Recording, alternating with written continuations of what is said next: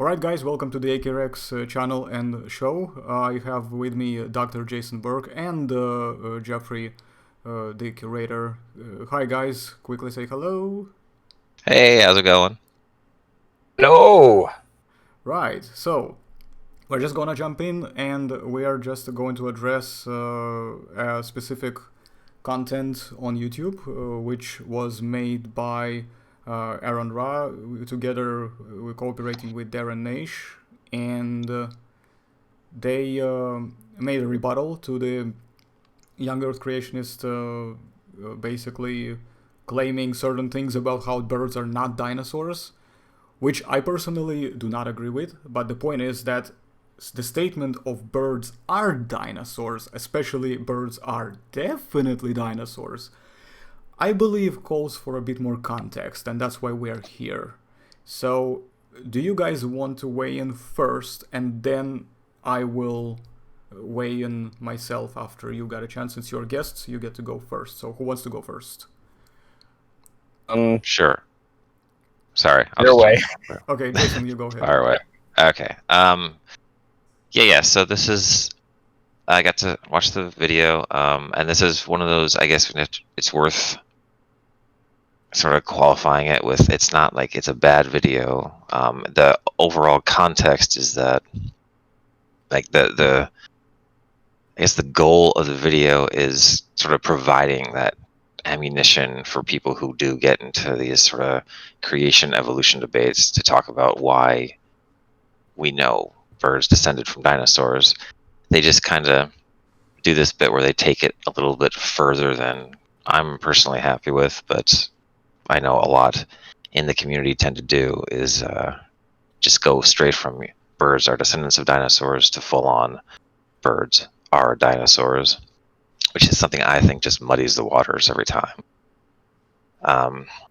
So the original argument had Ra actually sort of reciting back, and then in the video actually showing this young Earth creationist David Menton, where he talked about how we separate birds from dinosaurs and why they don't think that they're the same thing. But one of the things that he does mention, Menton, was that calling birds dinosaurs is kind of like saying, if you called your legs your arms, well, then how many arms do you have? You'd wind up with 4 arms, but we separate the two. And the response back from Darren is like, that's kind of weird because we don't separate arms and legs, or we don't separate, what's the word? We don't separate different animals based on these arbitrary distinctions. And it's like, but we do separate animals based on arbitrary distinctions. All of taxonomy is based on separating things on these arbitrary distinctions. In this case, our arbitrary distinction is after a certain amount of shared characters that ultimately are just produced by some researcher looking at a bunch of different bones multiple times. If you get a certain amount of those structures that are the same, then we say, okay, well, now you are your own group over here. We toss it into the computer and we sort of pass the buck and let the computer do it after running through the algorithm and figuring out whatever the magic number is that is enough to separate things. But it's still ultimately just an arbitrary distinction. So it is kind of like saying that your arms are your legs and you now have 4 legs instead of 4 arms, or 2 sets of arms, or 1 set of arms and 1 set of legs. We're not insects. So I think that's a little bit simplifying what is, or not simplifying, it's making a distinction that you don't need to make. It's one of those instances where I think the argument actually is not that bad from, in this case, this creationist saying, name your arms, legs, or whatnot. Right. Yeah. So you're looking at it from like a cladistic point of view and classifying your legs and arms by cladistics. Well, arms and legs are both members of the limb clade, right? Yeah. So it's just how fine do you want to split the hair? Then that really does boil down to their opinion or the context of, well, what are you talking about? Like, I mean, Mm-hmm. I don't know. Maybe this is taking things a little bit too far. I'm wondering if I'm following you right, but there's a meme that I like to put up. It says, birds are dinosaurs, both are bony fish. Like, which variety of bony fish are you talking about? In a way, it's correct to call them bony fish, but very helpful all the time. Yes, there is. It's interesting because you see some. I've seen it in some systematists who like definitely get the concept that saying birds are dinosaurs isn't all that helpful. They then go on to argue that dinosaurs on their own are not a very helpful clade. So if you really want to talk about dinosaurs, are you talking about hadrosaurs? Are you talking about lambeosaurine hadrosaurs? You should be as specific as possible. And I think that has merit, though you definitely limit your audience the more specialized the term you wind up using. So So you That's kind kind of of want to when find that even, like that nice middle ground, right? A spot where it makes enough sense that you're capturing whatever audience you're aiming for. To which saying birds are dinosaurs, I think, is kind of... I'm not sure what audience you really hit at that point.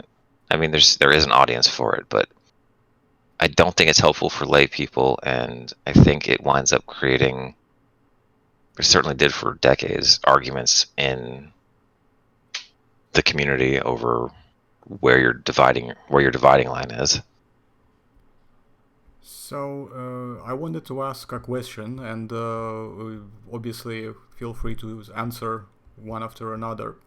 The question is like this: if we look at birds as we know them of today, even if we count the Cenozoic ones who have already gone extinct, right, and put them together somewhat, let's just say take that timeline and all the way up till today, and compare them to say Tyrannosaurus rex, okay, that sort of lineage, Tyrannosauridae, Tyrannosaurinae, and look at the distance in terms of a relationship, if that makes sense, and then compare the same sort of principle of a relationship, but let's say we took Coelurosauria as such and compare them to the basal archosauromorph ancestor before the Dinosauria got split. How far do we have the difference in terms of how distant are they? Let's just say, how distant are the Coelurosaurian theropods from their basal archosauromorph ancestor in comparison to how distant are the modern and some of the extinct Cenozoic birds to the likes of Tyrannosaurinae or Tyrannosauridae, for example. Does that make sense? It's just like the difference in time, like when they first split off from their group, like when the basal Coelurosaur, wherever that appeared, versus the basal Archosaur. But what I mean is basically, you know how when they say birds are dinosaurs, right? And they just, by that, usually it creates this false assumption. At least that's what I'm observing. I mean, it may not always be the case. I'm accounting for the fact that it's not always the case. But I'm observing very frequently that by this sort of rhetoric, it's giving some kind of an okay green light to, by default, say, okay, if birds are dinosaurs, therefore we can reverse engineer dinosaurs by applying what we see in birds directly to them. So would this kind of reverse engineering work if we were to say, would we be able to reconstruct a basal archosauromorph on that same logic, which kind of makes it look to me very difficult. So I'm trying to understand, why is that a thing? Why do we frequently see this whole phenomenon that people try to reverse engineer, reconstruct dinosaurs based on what we see in modern birds, when they are clearly quite far away already from their closest dinosaurian, non-avian dinosaurs, so to say, outside of Maniraptora relatives. For example, you see these reconstruction attempts of making Tyrannosauruses by, looking like modern day vultures and all that stuff. And I am genuinely, I'm not trying to like roast anybody in particular over this, although I'm tempted. I'm just genuinely trying to understand the steps and the logic and take them apart and unpack them. I hope I made that a bit easier to understand what I was trying to lead up to previously. I think I get what you're saying, and it's it is I think it might be more of an issue in paleo art, but I'm sure there's definitely, because there's enough of us, a contingent in just professional paleontology that certainly encourages that approach. I mean, perhaps the most obvious being Jack Horner's Chickenosaurus, though I feel like that's more of a marketing gimmick to get money for the Museum of the Rockies than anything else. Mm. And there's something to be said for being the person who pisses off other people in the community and forces them to really look hard at the science and attempt to rebut your statements. We actually can wind up getting some good science out of that. All right. So, Jeffrey? Oh, no, Jason, you're still going, or? Sorry. The Jeffrey talk. I'm a windbag today. You can take turns anyway, it's fine. Yeah, if we're talking motive, then it can be really hard to trace unless you're like talking about individuals. But if we're talking about patterns of motive, I think that you can use comparisons of the messages people are putting out, kind of deduce where that would be coming from. I've been looking into that for quite a while. I'd like to produce a paper on it sometime, but this sort of thing requires a lot of research, and it's kind of hard to do when you're doing it on the side. But some of the ideas that I'm kind of testing with it would be basically one of the motives might actually have something to do with this video. When you hear people really pushing the birds or dinosaurs angle, are also often really pushing the idea of evolution, not just as, this is a thing that exists, kind of like should be in science, but this is a thing that is an ideology that you should be living your everyday life on, which is a little bit more on the problematic side. Basically, it's attempting to create folklore from science. And so there are reasons why they choose those particular clades. I'm just going to click on, here's the meme that I mentioned I like to pull out. You'll see a lot of times that people will say birds are dinosaurs. You don't often hear it stated as an actual cladistic argument. So like to say EVs nests within Dinosauria. That would be the proper scientific way to put it. You'll often see them translate it into the colloquial, because, I mean, like you mentioned earlier, it depends on what your audience is, right? So if you're talking to non-scientists saying aves nest within Dinosauria, that comes out like it's Japanese or something like that.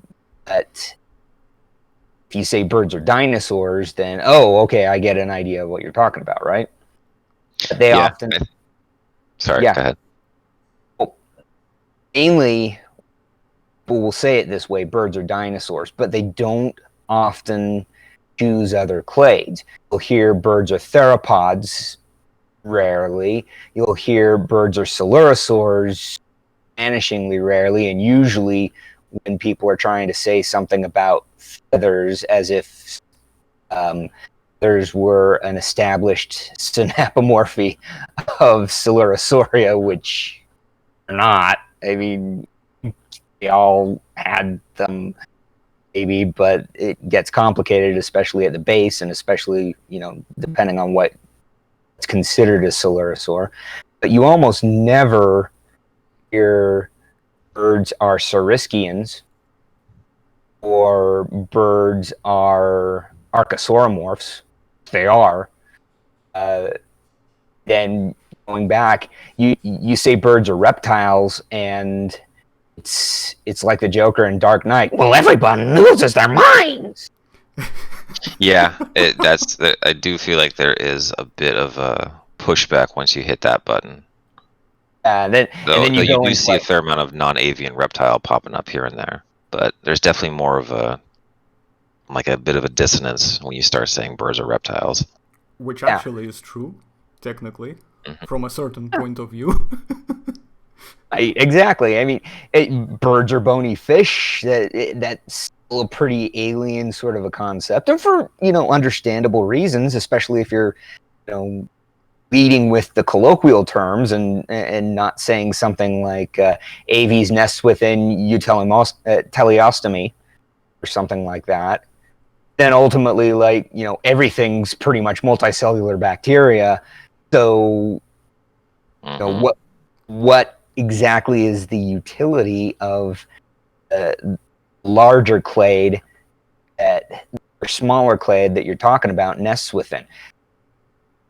From a scientific point of view, you can do that. You can, if you're comparing, if you want to say that birds have skeletons and you want to talk about just birds having bone, then maybe saying Aves nest within teleostomy or osteichthyes or whatever you want to call that particular clade, that could actually make some sense.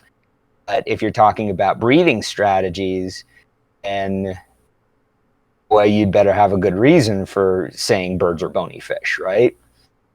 So it kind of begs the question, why do people keep choosing the clade dinosaurs? What makes dinosaurs so special? Right. Ultimately.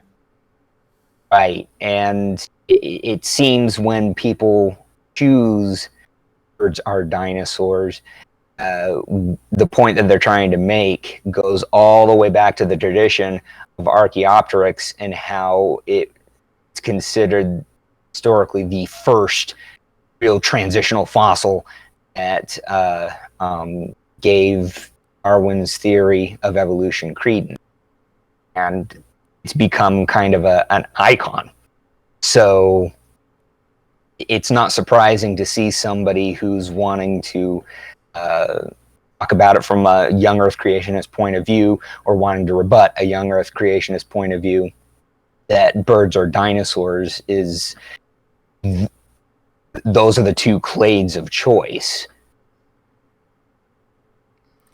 And there's one more thing that I think would be very interesting, and there is just this nuance behind that statement, because I noticed that their headline goes on to highlight this. They're not just saying it, birds are dinosaurs. They're saying birds are definitely dinosaurs.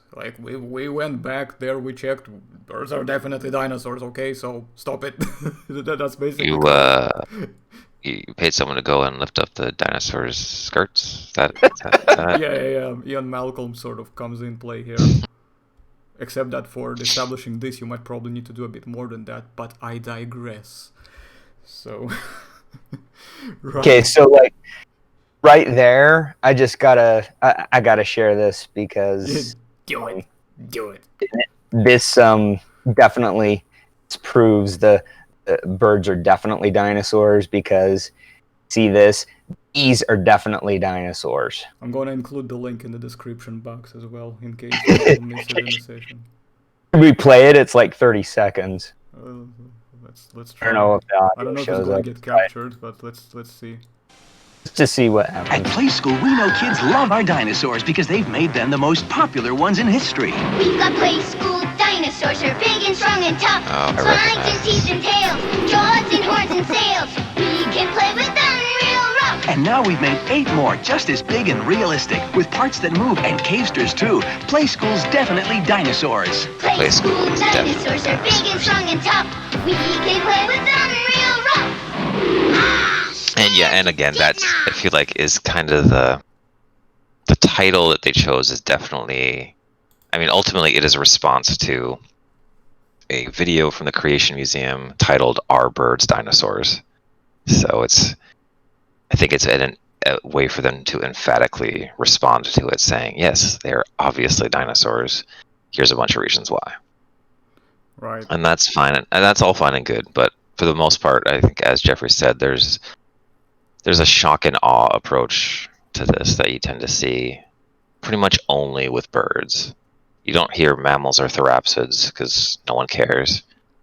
You don't hear snakes or lizards, even though it would be the exact comparison. There's like a handful of herpetologists who will say that, but everyone else is perfectly fine with just having snakes and lizards being their own separate categories, with the full understanding that snakes evolved from lizards, a particular group of lizards. Yeah, and I mean, there are probably a lot of better examples than birds and dinosaurs out there if you want to demonstrate patterns of evolution, right? But it because Archaeopteryx was the first transitional fossil, this is the one that keeps coming up, and maybe this is something kind of to point more towards the young Earth creationists in this case, because like you said, it's Aron Ra's video is a response. So what choice do they have? But at the same time, I think if they were on the trigger first, it would still be the same thing because of the icon. So I have a question, guys. It's just a very random one that I just came up with. Literally, I did not plan this, by the way, but this just occurred to me. So when Jason gave the example of mammals are therapsids, right? That's what you said, correct? Yes. Yeah. So I'm pretty rusty with my therapsids, so I'm about to potentially say something completely either a hit or miss. But is Garganopsid and all the other things like Dicynodonts, I think they're called, are they all therapsids? Yes. Right. Yeah. So who is closer related to these groups? Modern day elephants or birds?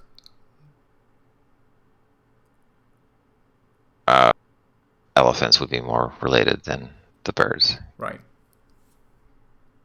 Just wanted to make sure, because in case it turned out the other way around, that would make a lot of funny memes. Just saying. It would, without a doubt. Both are equidistant from fish, so mammals they're all and still birds are bony equally fish. They're all still bony fish. Well, that means we are bony fish right here, right? Typing it with We are bony fish. We Well, it was are right also all along. spacefaring bacteria. I don't know. It's wherever you want to draw the line. Now, It's funny, like yeah, go ahead. it's funny, like jumping back to Darwin's day, one of his most credible opponents was Sir Richard Owen, the guy who named dinosaurs, and he didn't believe in Darwin's theory of evolution per se, but he did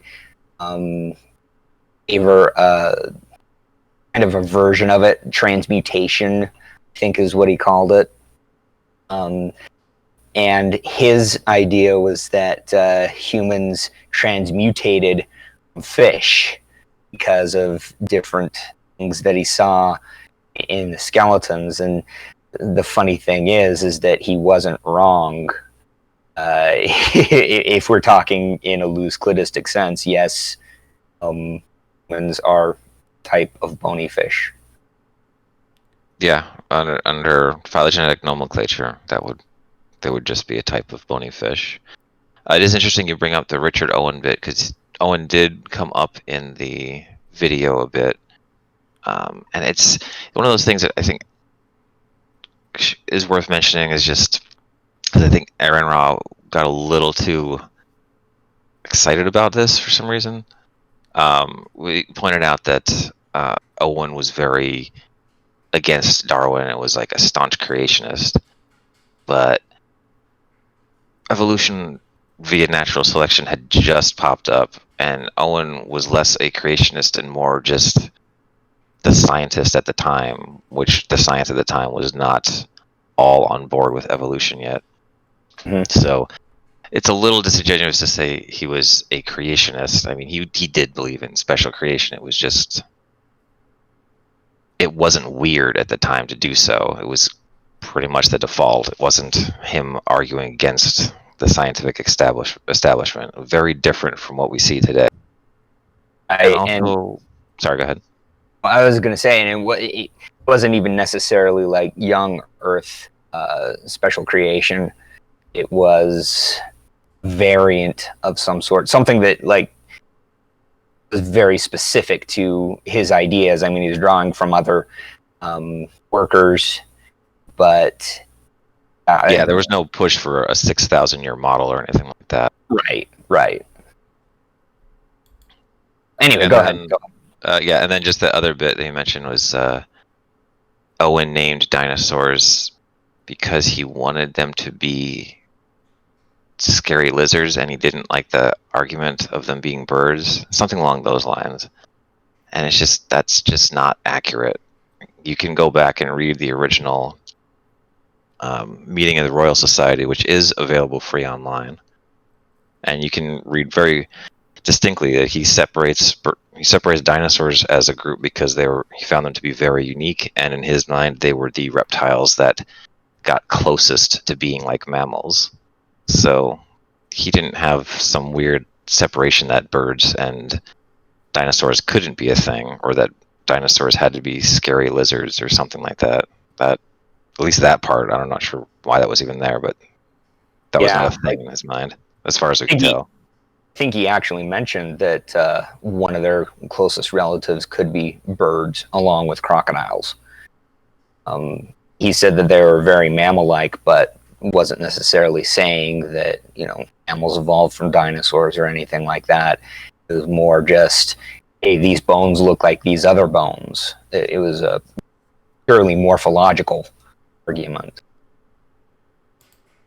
There's this funny thing that I remember when I was watching this video, where I generally I don't shy away from saying it even publicly, that there are many ideas, and specifically when it comes to certain approaches and depictions of dinosaurs, that I disagree with Dr. Naish, respectfully, reasonably, but disagree. And he kind of made a lot of really good arguments there, in the sense that I found that I was actually agreeing with him a lot, you know, in terms of how he was addressing at least the basic arguments that the what's his name, David Menton was, or whatever his name was, right? David something. Yes. Yeah. David Menton. Yeah. So the ones that Dave was making, basically, I was just sitting here like, Dave, you just basically made me agree with Dr. Naish on literally almost everything, which is almost like an unspoken event, because I always find myself disagreeing with him on something. That was just quite a new thing to me.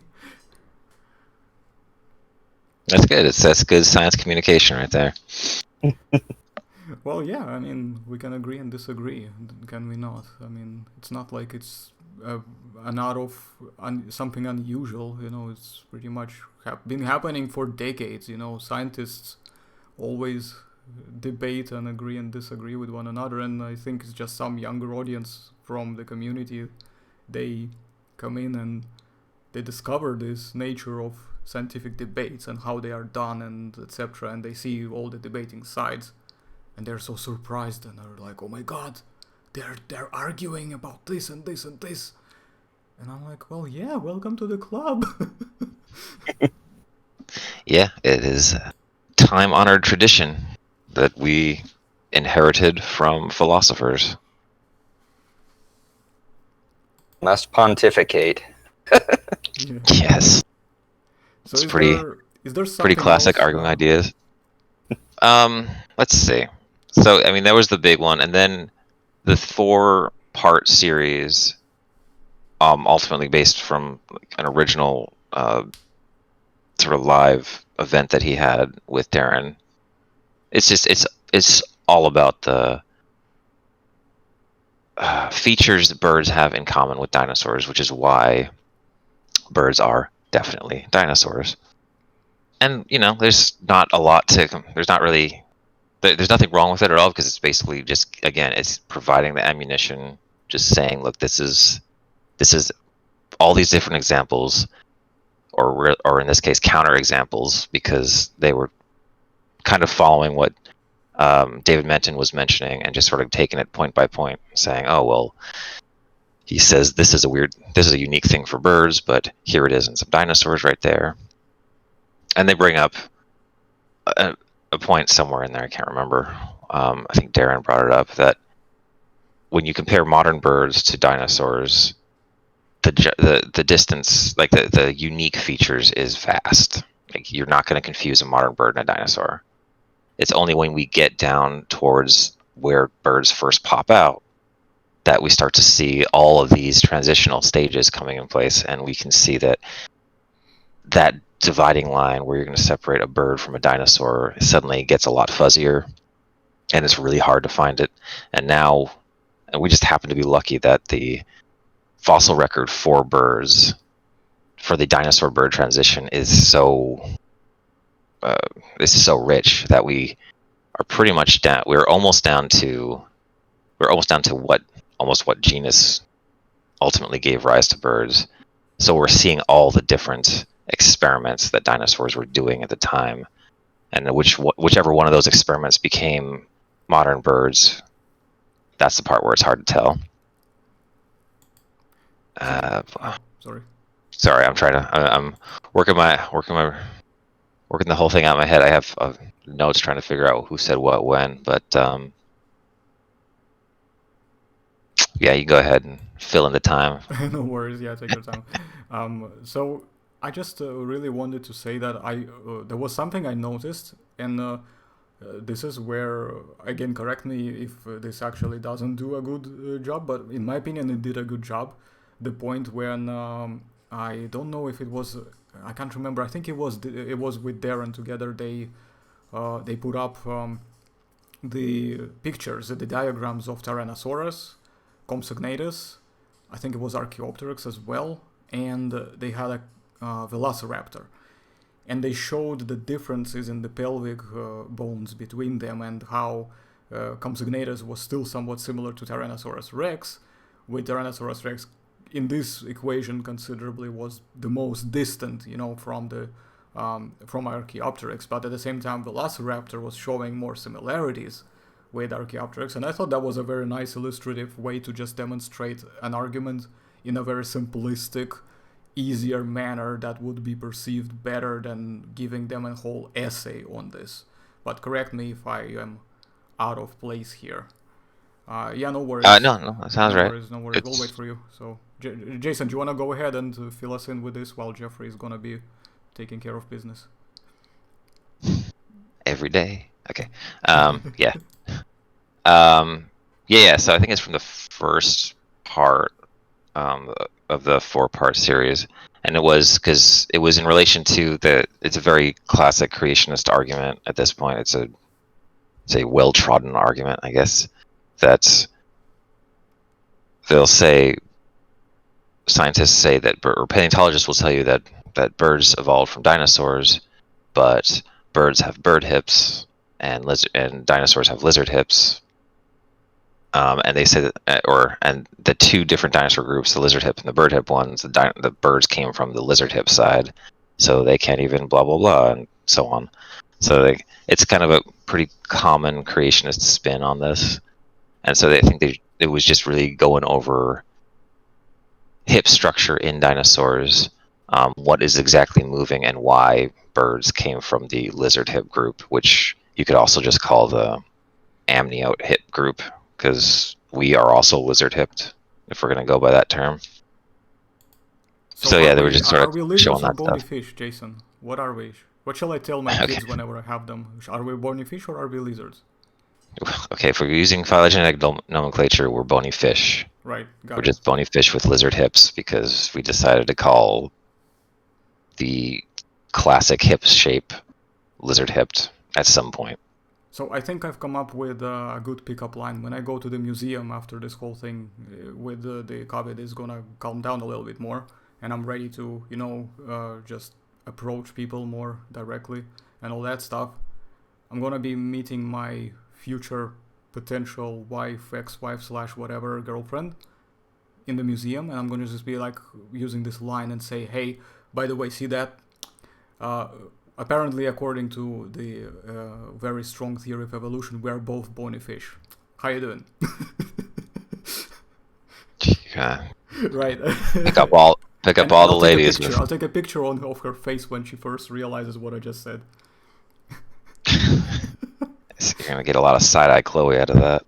It's gonna be so memeable. There was something else about the videos series that was quite interesting for me, and I'm just trying to remember what that was in particular, but I'll just go over quickly to see what else. I think they overall, basically, I think we can say that yes, if we are to answer the question, are birds dinosaurs? Or are they definitely dinosaurs? I think we can say yes, they are dinosaurs.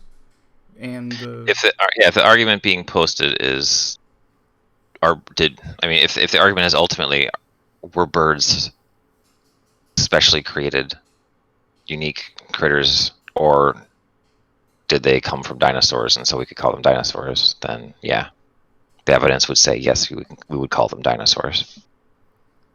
Exactly. And the other thing that I wanted to also point out is maybe, I don't even know if it's worth pointing out, because that's pretty much considered to be for granted, since obviously the dinosaurs of Mesozoic specifically are extinct, and I don't expect them to come back out of nowhere and just turn up to a party out of the blue. And I think they're gone for good, at which point any sort of attempt to understand the relationships, no matter how good we have them, I believe we are still going to rely on our to the best of our ability to understand, which does not mean that we will be able to understand everything or give the full truth of everything, even if we think we have.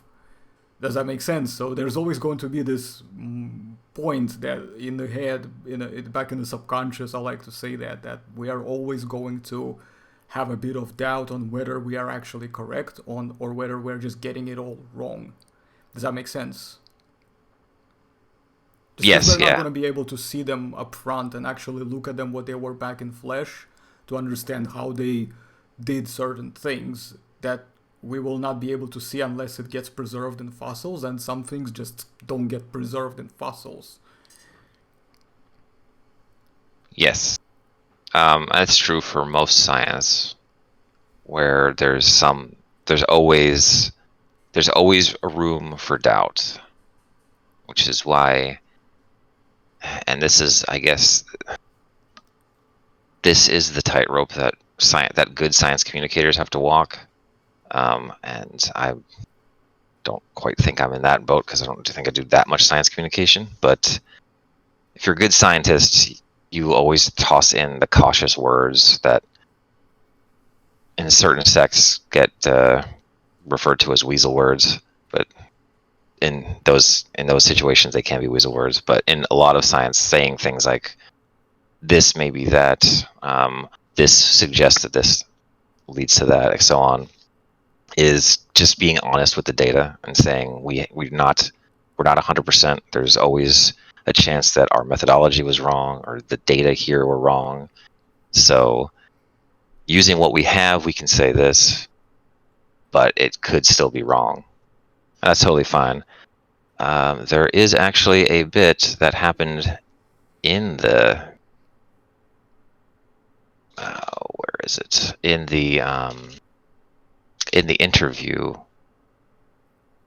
where that kind of happened, but it was not. Where is it? It was in relation to. Well, surprise, surprise. It was in relation to integument in dinosaurs, the presence of feathers being found in things that are not dinosaurs, or not in dinosaurs. Presence of feathers being found in things that are not birds, and sort of pointing out that what we once thought was a unique feature of birds, we can actually trace back pretty far in dinosaurs. But that led to Aron Ra talking to Darren about Psittacosaurus and its quote-unquote feathers. And Darren, to his credit, doesn't fully state that they're feathers, but is willing to go and say that they are probably feathers, which I find interesting.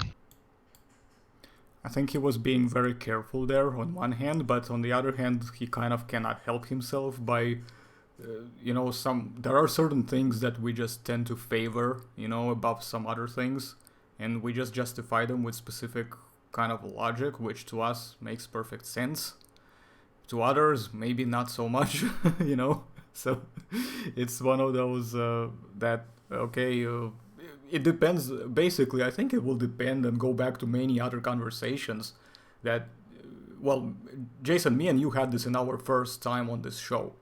When we were discussing, it was a part 2 of our long interview when you got introduced to my audience for the first time, when we were discussing what do we actually see in contrast to what people actually call them, and we realize, if we are honest with the data and consistent with the data, that a lot of it might not actually be feathers, and they might just be something else that is just not being taken into account.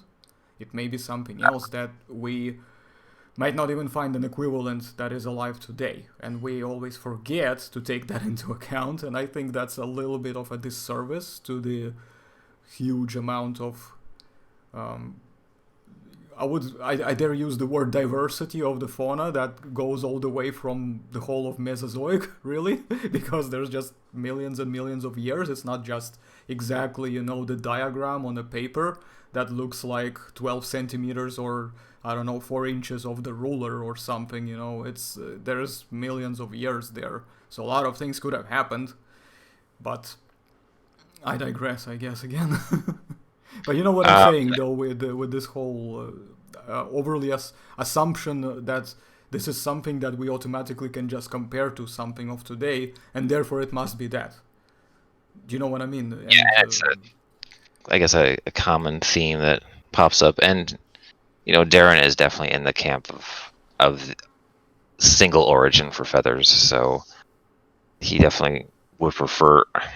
I would say, yeah. I mean, I think he even admitted that he would prefer it if it was just all one origin, but he wouldn't be offended if multiple origins popped up. And I'm okay with that.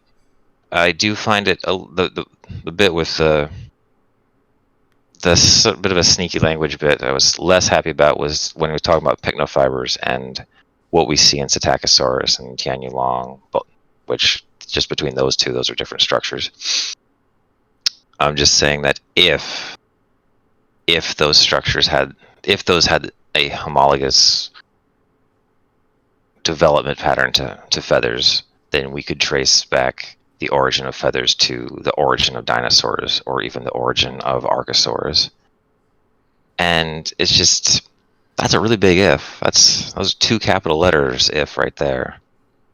We're asking for something that requires a degree of homology testing that has mostly not been done, and in the few instances where it has been done, such as with Paul Barrett and Nick Campione and Dave Evans' papers, the results suggest that they are not the same thing.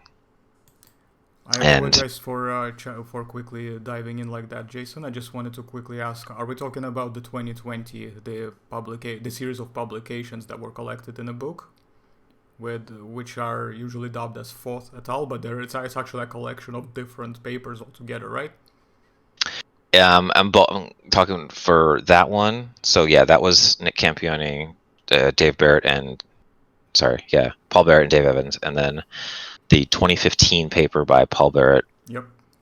Nick Campione, and Dave Evans. I think again, it's just whoever was primary author at the time. So the original paper, which I think Darren talks about in the interview, where he says he feels there might be some issues with, but doesn't really go into it because that's not what the interview was supposed to be about. And then, of course, the follow-up paper that came out this year that actually does address a lot of the criticisms that opponents of the argument have labeled against it. And if anything, found that not only does it still not work for a single origin of feathers in dinosaurs, or feathery filaments in dinosaurs, but maybe we've been over fluffing up pterosaurs as well. Oh boy. Yeah. If you're going to piss off a certain sect of the paleo community, you might as well go all in. Yeah, I'm actually curious if paleo art is going to somehow try to reflect that at all, or are they just going to ignore it like it wasn't even there? No. They will not. They love the fluffies way too much. You know, the fluffy pterosaur thing wouldn't bug me as much if all their fluffy pterosaurs didn't look like they all just woke up. Or they all just stuck their beak in a light socket. Oh boy. It's like, why you're going to give them some kind of plumage and you're going to make them look like they have no idea how to take care of it. Like, what's the point? But there's no preening in the Mesozoic. Right? Like, let's pat some of that stuff down. Yeah, I agree. I mean, it would be nice to see them actually looking somewhat not like hipsters, dare I say? No offense to hipsters. I was flying before it was cool.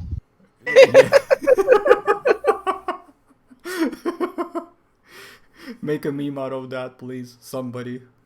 And win my Leptoceratops model kit if you get to win the competition. I'm still, by the way, waiting for people to... See, nobody jumped on it and I've made a thing out of it, so I'm making the thing right now. Guys, come on.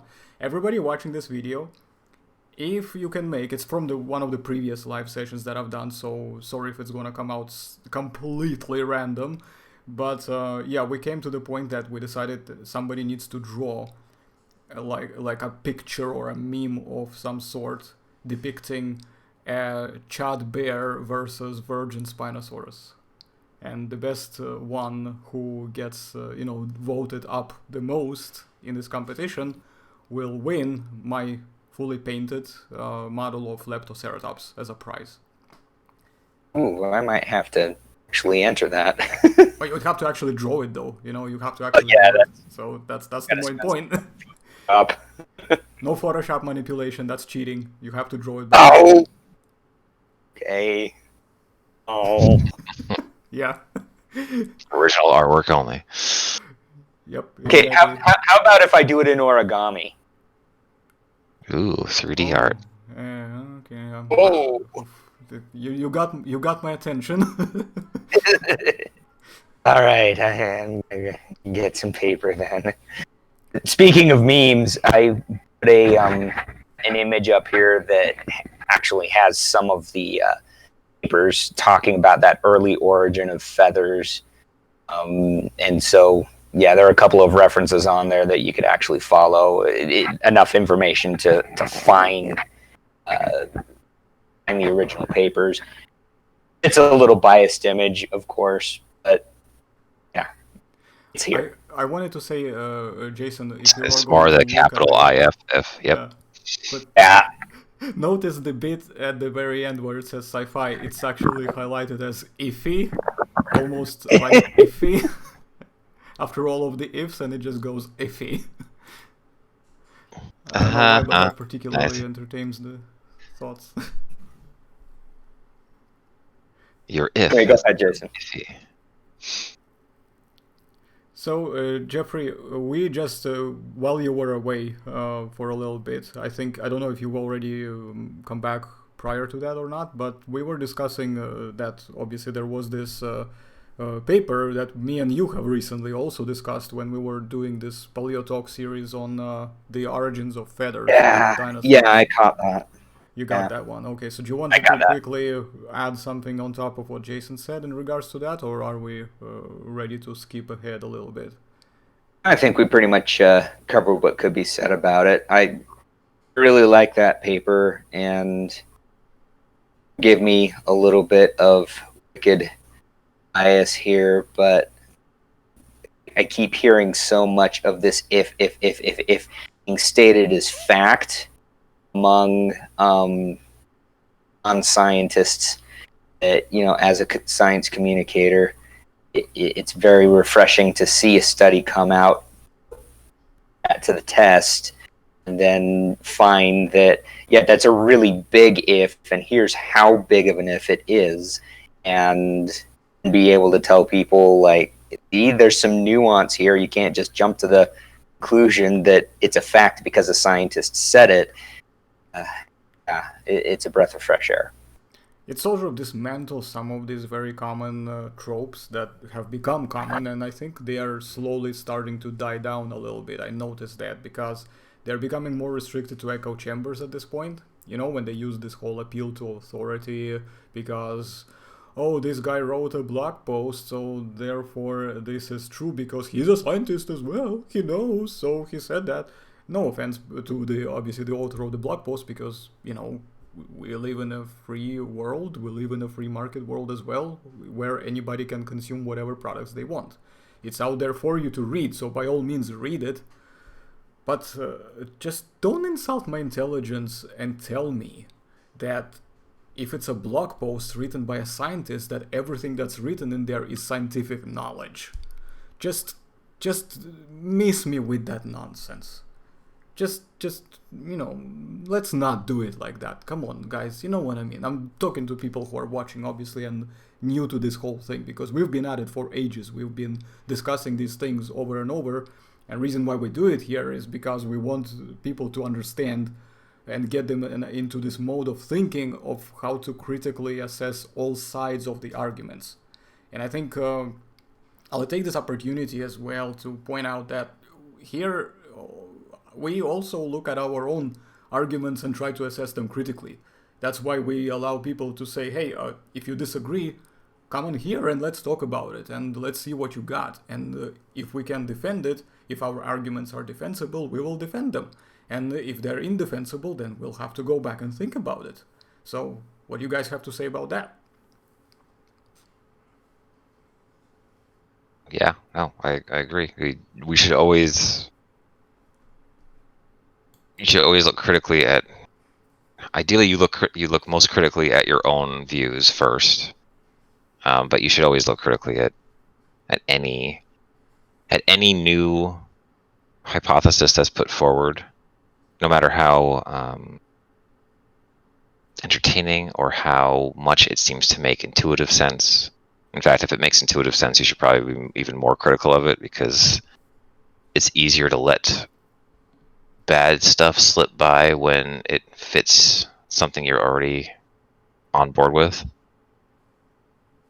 So it pays to be skeptical. I mean, that's just it's kind of like critical thinking 101. You should always question.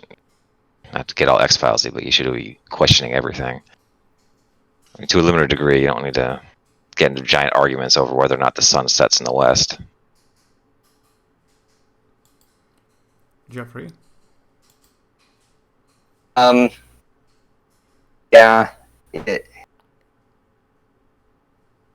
think it's really important to do that too, because you end up... You mentioned echo chambers, right? And we have to recognize that ideas go beyond the objective, because ideas are kind of our evolutionary kind of the human synapomorphy, I guess you could say, or autapomorphy. Ideas aren't just these objective, this is how the world works sort of a thing. When we're looking into science, we try to keep it there in order to come up with ideas that match physical world closely.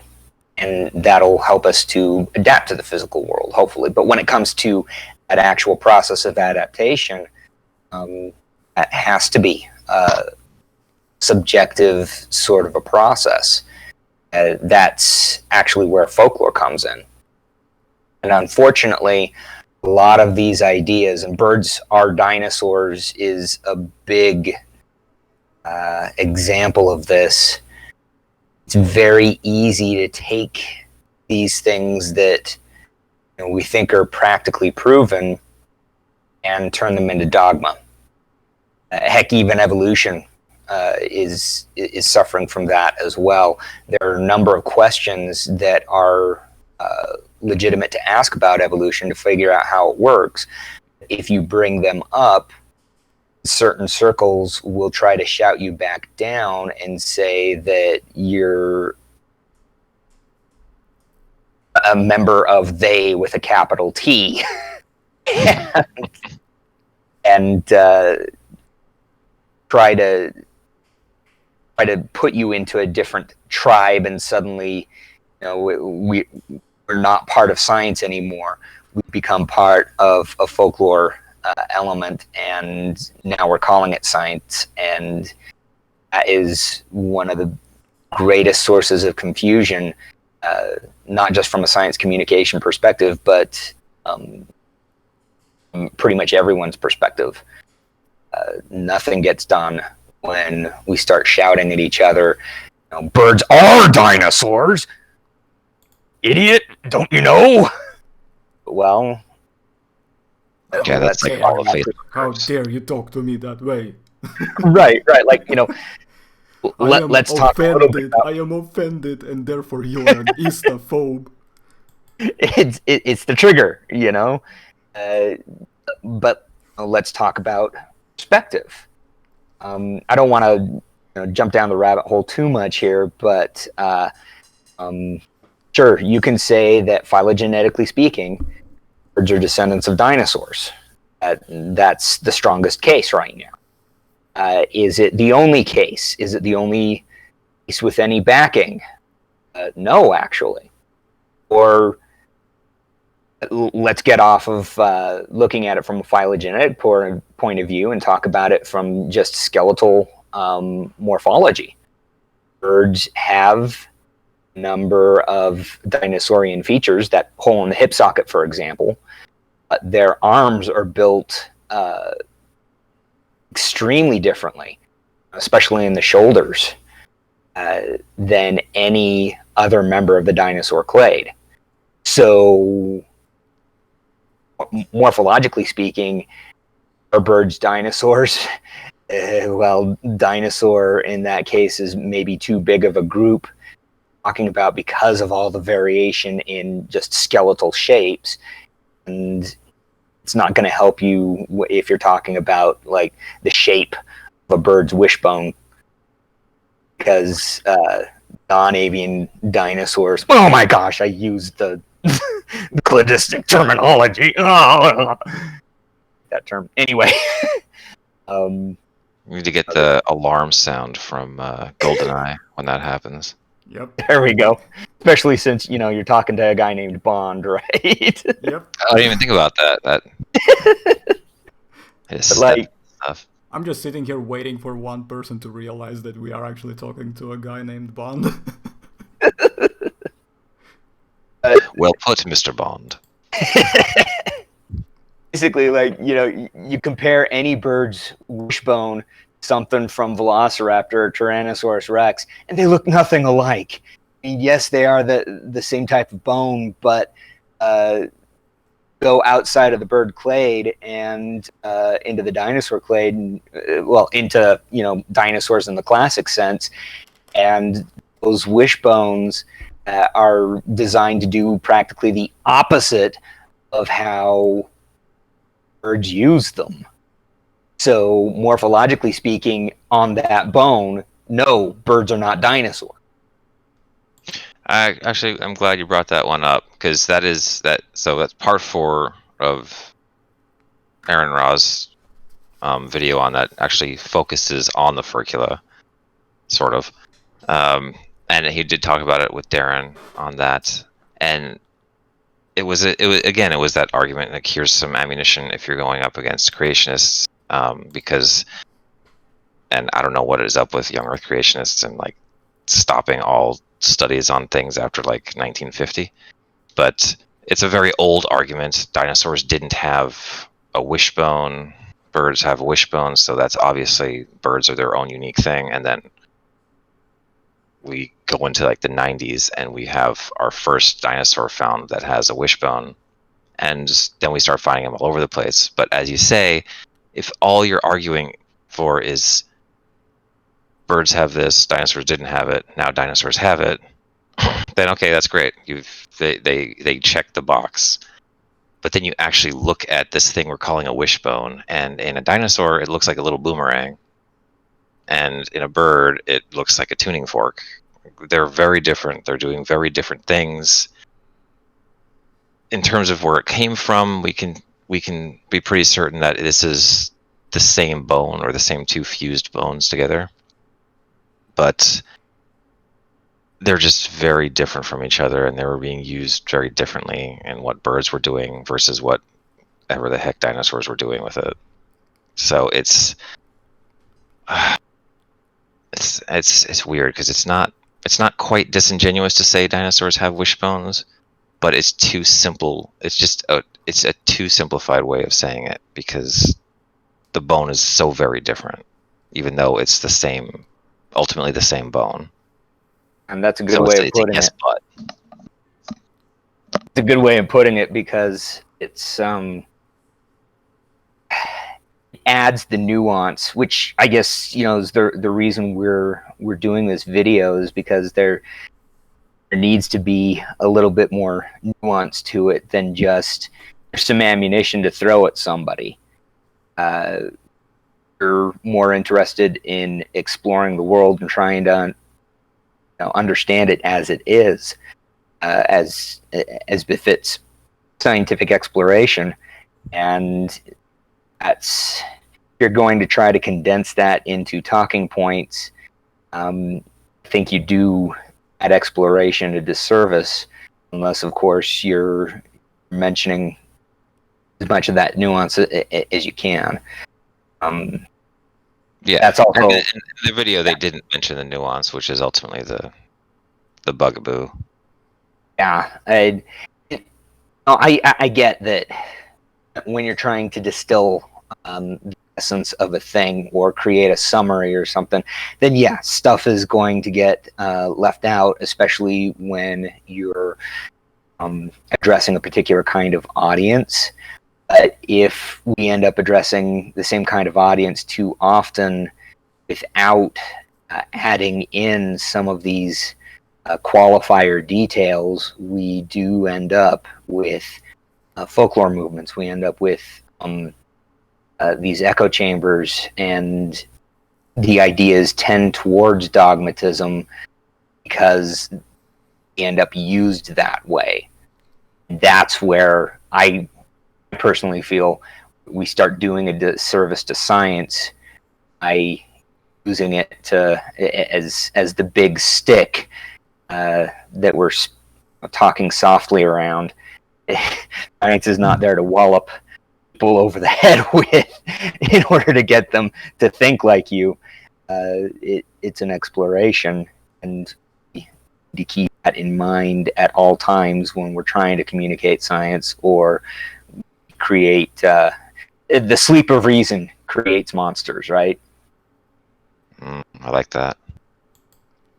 Do you know what? If you want a good example of dogma and echo chamber, look no further than Twitter. Yes. The internet's dumpster fire. Yeah. Yep. in every angle, no matter how you look at it, it all comes back to the conclusion, if we are going to speak scientifically, that, the conclusion is Twitter is a clusterfuck. Yeah, I don't usually go with absolutes, but I am fine with saying that, yeah, Twitter is a clusterfuck. It is. Well, Nothing about it has only ever a made Sith sense. deals in absolute. Yeah. This is an instant. Yeah, only a Sith deals in absolutes, says the Jedi who just dealt an absolute. Well, I know I am no Jedi, by the way. I am I no am no Jedi. Jedi. So, But yeah, it's Twitter was always a problem. the sort of things that are actually, redeeming in terms of Twitter, when you have some really good pages out there who actually do say good things, or people who actually post really valuable information, good things, and they're actually trying to do what I think the platform was initially intended for anyway, they are becoming the minority there. So that's how I say that pretty much it's becoming to the point where they're going to be almost negligible minority, that they are not even going to be taken into account at that point, just because it's going to be all about just nonsense and complaining and just moaning and groaning and whatever other owning. Yeah. Yeah, it's just, you have a small space to write whatever you want to talk about. You can make a tweet storm out of it, but no one wants to read those. So you can't afford to be you can't afford nuance. So you just do little things, and then that leads to Twitter arguments and Twitter spats. And then for some reason, the 24-hour news thinks that any of these Twitter spats should count as news and not just gossip. Especially when a certain trump card plays them. Yep.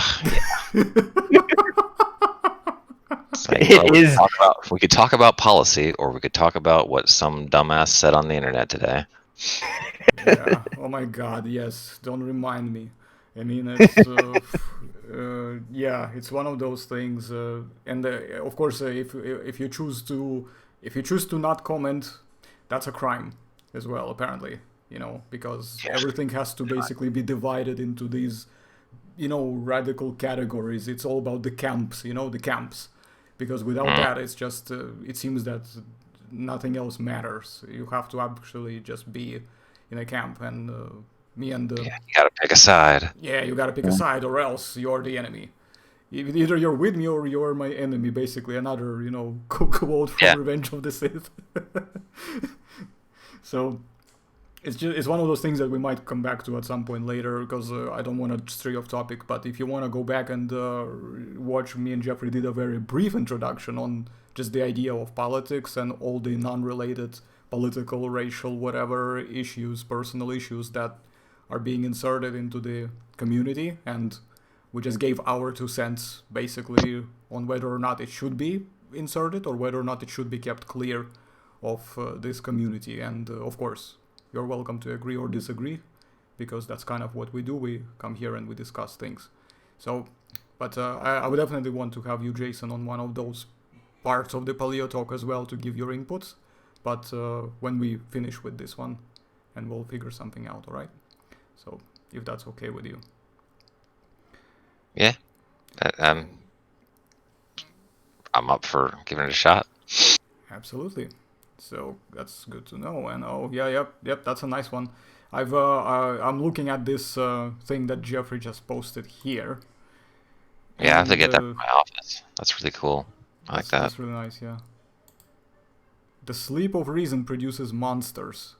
Guys, remember that very well. I'm almost tempted. I was going to say, this is very much what you see in Twitter, and that's kind of what prompts, interesting that so many of these monsters are bird-like. Like, Goya was predicting Twitter, I guess, if you want to read it that way. It was ominous prediction. I am looking at it from a point of view that when I see the Twitter arguments generally, because of how restricted they are, as Jason correctly pointed out, in the amount of space you can use, that pretty much restricts your ability to introduce nuance to the conversation, which I think would actually be a bit of a intellectually dishonest conversation if it lacks a certain nuance that needs to be present. So that's just... I don't want to go too far down this rabbit hole, but I think it's important to point out that a lot of times people seem to translate, when we talk about being reasonable, translate the term reasonable as correct thinking, not giving reasons for the claims that you're making. It is very possible to be reasonable and still be incorrect. Yeah. But if you're going to demonstrate your ideas are correct, you need to produce the reasons behind them. So reasoning is a great tool to produce non-monster ideas, to use the image. But if you're making statements without showing how you came to that conclusion, do create monsters, and the Twitter format is too short to really do that. Well, this is a very interesting point you bring up, because reason is also a tool to dissolve or weed out the particularly weak and bad or just generally flawed arguments. Because let's imagine you're just talking to a person, anyone, and they produce an argument, and then you try to actually deconstruct it, but providing good reasons for how you're going about it. All of a sudden now it's big. How do you basically introduce reason if by being reasonable you become the enemy automatically somehow, of the opposition, rather than actually maintaining, this etiquette of sitting at the round table, and exchanging the ideas, rather than starting to reinterpret the exchange as if it's an attempt to attack you personally. And this is another one of my many pet peeves about how some circles and corners of community are going about it, is that even when we come to this debate, just not a debate, but just a conversation. I don't even think it's a debate, it's just a conversation, really. When you talk about dinosaurs, are birds dinosaurs or not, for example, or if they are, then how do we explain it, and etc., and everything that goes with it. So, and it immediately goes into this, everything is being taken personal. Oh my god, you don't think that birds are dinosaurs? You are a bigot. How could you say that? I am so offended. And it just kind of ties into these random things. You just want to say, oh, hold on. Like, can you just push those brakes on that freight train you just unleashed, just slow down there a little bit, you know what I mean? I get my head blown into pieces every time I notice these things. It just drives me nuts. I'm sorry for kind of just going a little bit... I am very passionate about the subject personally, as you can probably tell by now, knowing me and everything. And when I see these kind of things happening, it just makes my head explode. Every single time. When everything is just about becoming personal, and I don't get that. I mean, maybe somebody can explain that to me, but I don't get it. Why? Yeah, I don't know what happened. Reasonable discourse has just disappeared ever since like 2012 or so. It's all turned into, you're either on this side or you're not, and you can't fight it. You can't argue against this narrative, and this thing has to always be true. I mean, we definitely start straying out of science a bit, but only a bit. I'll quickly interject. Sorry, Jason. I'll quickly interject and say, 2012, Xu et al. That's all your fault. Chew. Sorry, Jason. I had to. All good. Should be worth noting. I feel like everyone who listens to this already should know it. Anyone is probably already aware of it anyway. But just to be clear, like this is not when we're arguing the argument for birds or dinosaurs, and just calling birds dinosaurs. That, I guess, the argument being made is not whether birds descended from dinosaurs, just whether or not we should be calling them dinosaurs, or the usefulness of even calling them dinosaurs. So it's not something. It's very different from the birds are not dinosaurs camp, which doesn't really exist except for maybe like 2 people now. And yet people will act like bandits are, this threat that is overwhelming the world with a tidal wave of science. Of course. Yeah. Even if they are completely, although I haven't heard anybody actually being an open bandit for I don't know how many years now. And out of this whole, ever since whenever, I don't know, 2015 maybe, 2014, I've only encountered maybe 2 people, which is a coincidence to what Jason just said. And you met those people too. probably, yeah. I would imagine. I don't even remember who they were. Yeah, there's a couple of scientists who are still looking at alternate origins for birds, and there's nothing wrong with looking. Exactly. At that. There is a difference. Yeah, you can just still as long look, as you're not making up data, that's fine. But you don't have to be a bandit just to look for other answers, right? So. Yes, everything in science needs to be put up to scrutiny now and then.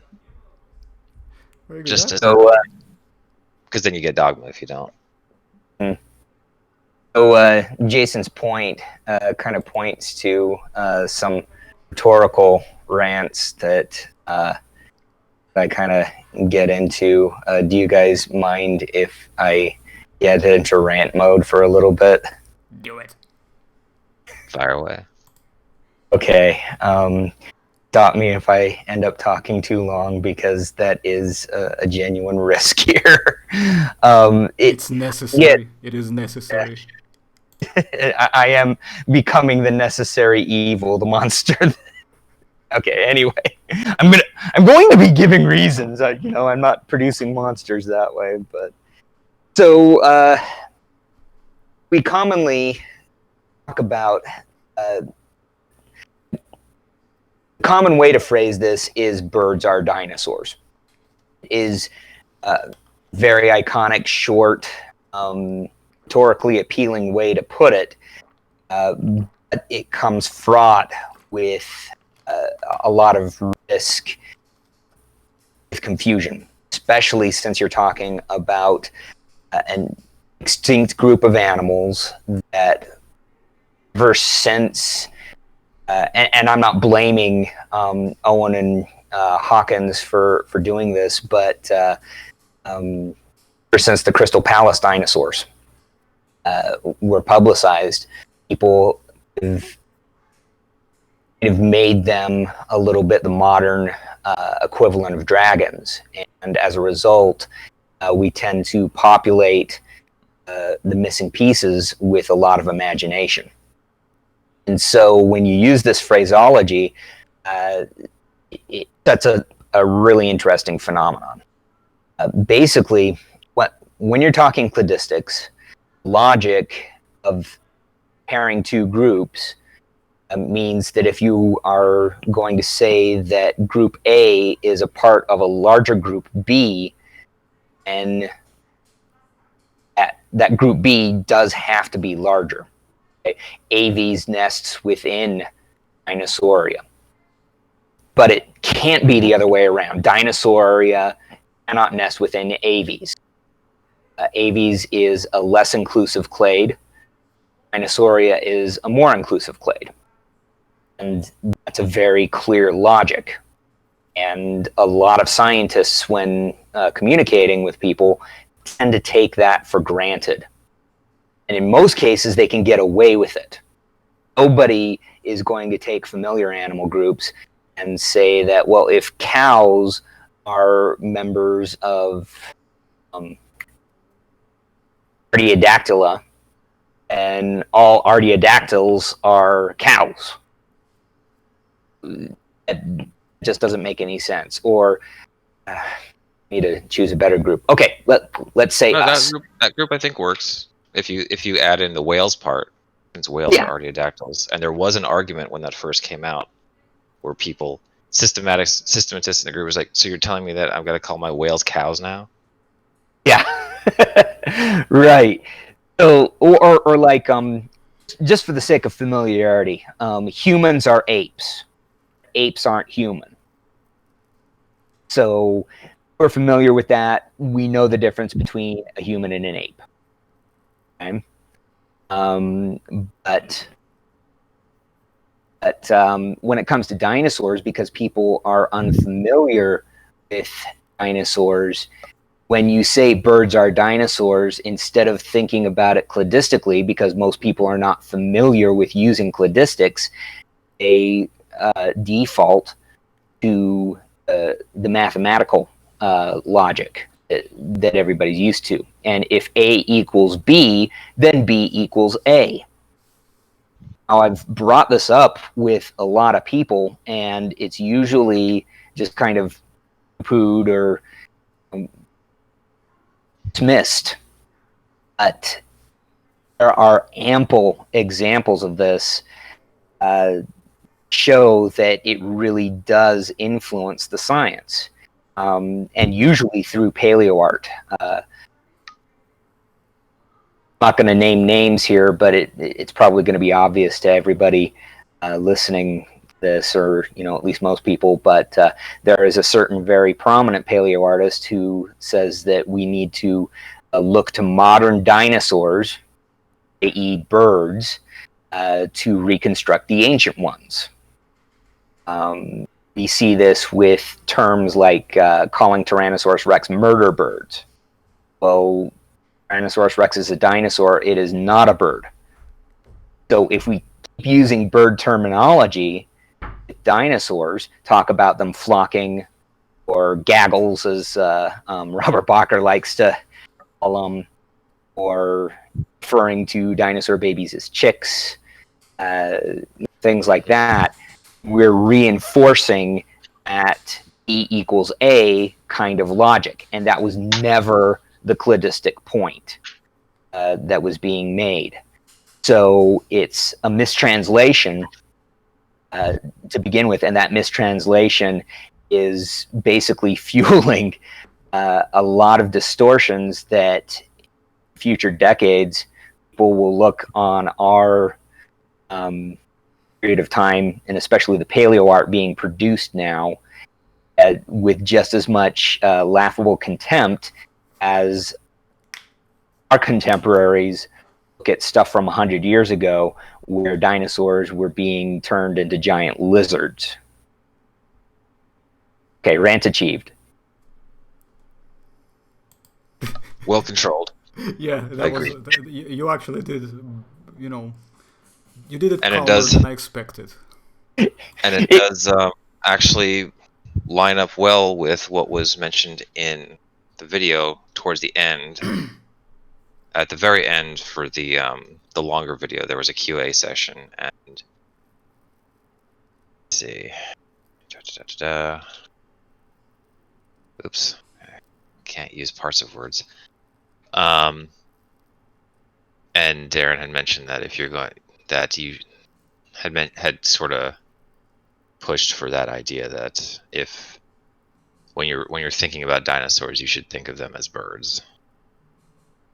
And it's just that's not Doesn't what you work. should be doing, because they are pretty smack dab in the middle of where crocs are and where birds are, and they span like 185 million years of lots of different experimentations. So it does a disservice to say that they're just birds. Yeah, well, and Gotta go. go from the paleontological perspective as opposed to the rhetorical perspective. To say that dinosaurs are birds is just totally disingenuous.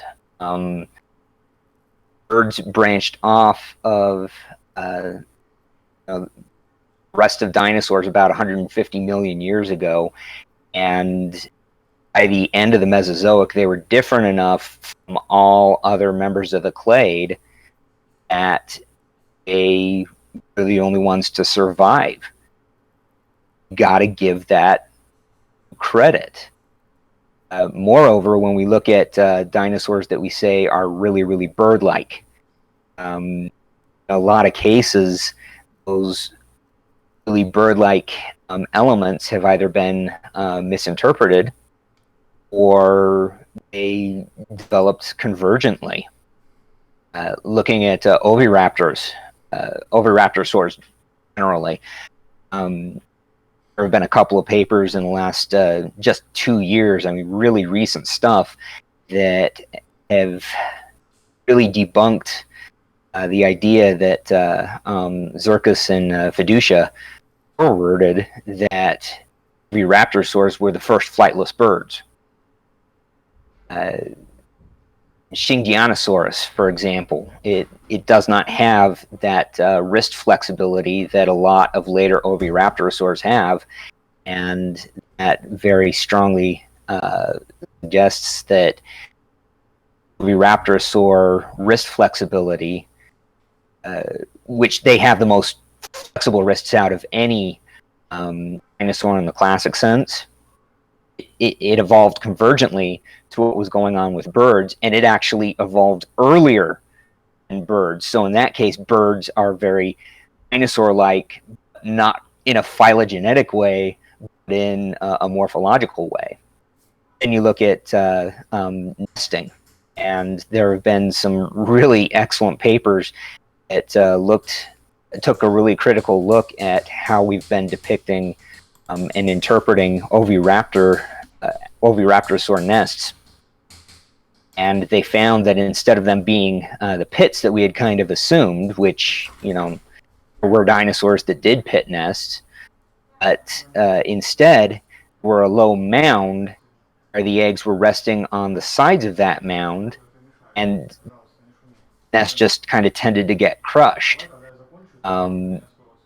It's a manner of nesting that we have never seen before anywhere in Archaeosauria, let alone in other animal groups. And so it seems like Leakey was right. Dinosaurs are different, and we need to start treating them as being different. And we say that, you know, oh yeah, look at a modern bird, and that's practically what a dinosaur is. Oh, not even. That idea does not fit the evidence. So may I Yeah. just ask something?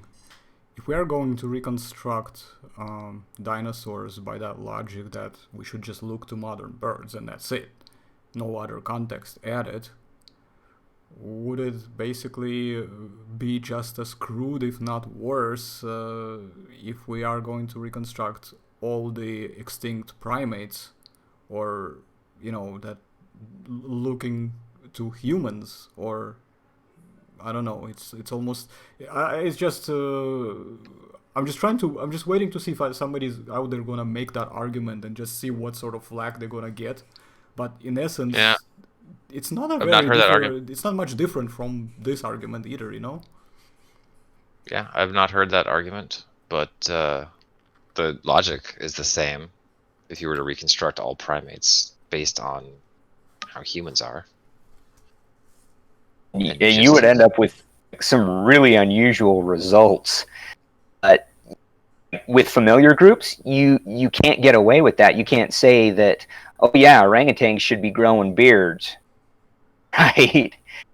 Because nobody's ever seen a Mesozoic dinosaur, you know, one in the classic sense, like avialans. Since no one's ever seen those, yet all sorts of strange ideas kind of being inserted into that, and every once in a while you get a prominent scientist who looks at that and says, I really like that. Let's do an all yesterday sort of a thing and start speculating. And then because it's a scientist saying that, and you end up with people taking it as authoritative, and folklore just, off it goes. Watch it run. Do you know what's the funny Yeah. part about all yesterdays? That it actually does make a disclaimer that it's a speculative sort of just a food for thought type of piece. What is funny is that many people use this as scientific material that is almost treated as scientific knowledge, and they just use that to justify whatever crazy reconstructions that they can come up with. And all that does to me is it doesn't make me want to blame obviously the authors of all yesterdays. By all means, I don't think so, because they go on their length to demonstrate that it's not meant to be used in that sense. I'm just gonna say that maybe it's a good idea to remember how to read from time to time. I'm just gonna lay that on the table quietly. Oh, I wouldn't mind seeing a bit more from the original authors on dialing back the speculation, because I do think that All Yesterdays and its success did, and the fact that it was also a bit of a critical darling among many science communicators in paleontology, is it basically gave carte blanche for many to just speculate wildly and not speculate within reasonable realms. Because as interesting as it might be to, I don't know, have a flying stegosaurus, that's Well, the sleep there's of a lot of reason physical produces monsters. and biomechanical issues there that should be also considered if you're going to call any kind of speculative paleo art, or I guess highly speculative paleo art, I am a triceratops with the balloons of nostrils hanging down my snoot like a bunch of overblown testicles. Pardon, but I had to put it out there. You've probably seen the piece I'm referring to. In all seriousness, I can't find it right now. I'm not going to, but it's out there. Just trust me. And if you the if balloon you've seen nose thing. yeah, the balloon nose That's- thing, and I mean like literally, it's massive. There's like some of them that are not just round; they are just like hanging down, almost like wibbly wobbly. Jason, a PhD said that Stegosaurus flies, so that it has to be true, right? Well, I Yeah. guess technically he was a doctor of natural sciences, but equivalent, right? Well, the funny thing, and that's I guess where we're getting to the sort of the general public pop culture understanding of PhD. Yeah, it's if all you ever hear is PhD and not what the PhD is in, you should probably throw a skeptical eye at whatever is being said, because you can get a PhD in a lot of different things, and if it's irrelevant to the topic at hand, then maybe you should Do you know what's the double funny check one? what that person's saying.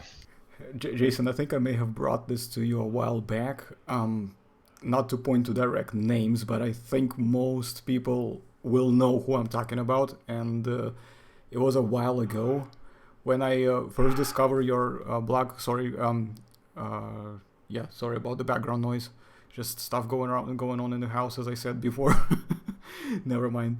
Anyways, I just wanted to say, remember when I first discovered your blog and you were doing quite a lot of these posts about addressing this whole over influffening, trends, this crazy influffening. And when I just basically threw it out there for people who were, not on board with the idea that, tyrannosaurids probably were not, exhibiting filaments or feathers, as they like to call them. And I just, rather than saying this is proof, I just offered, the alternative, train of thought.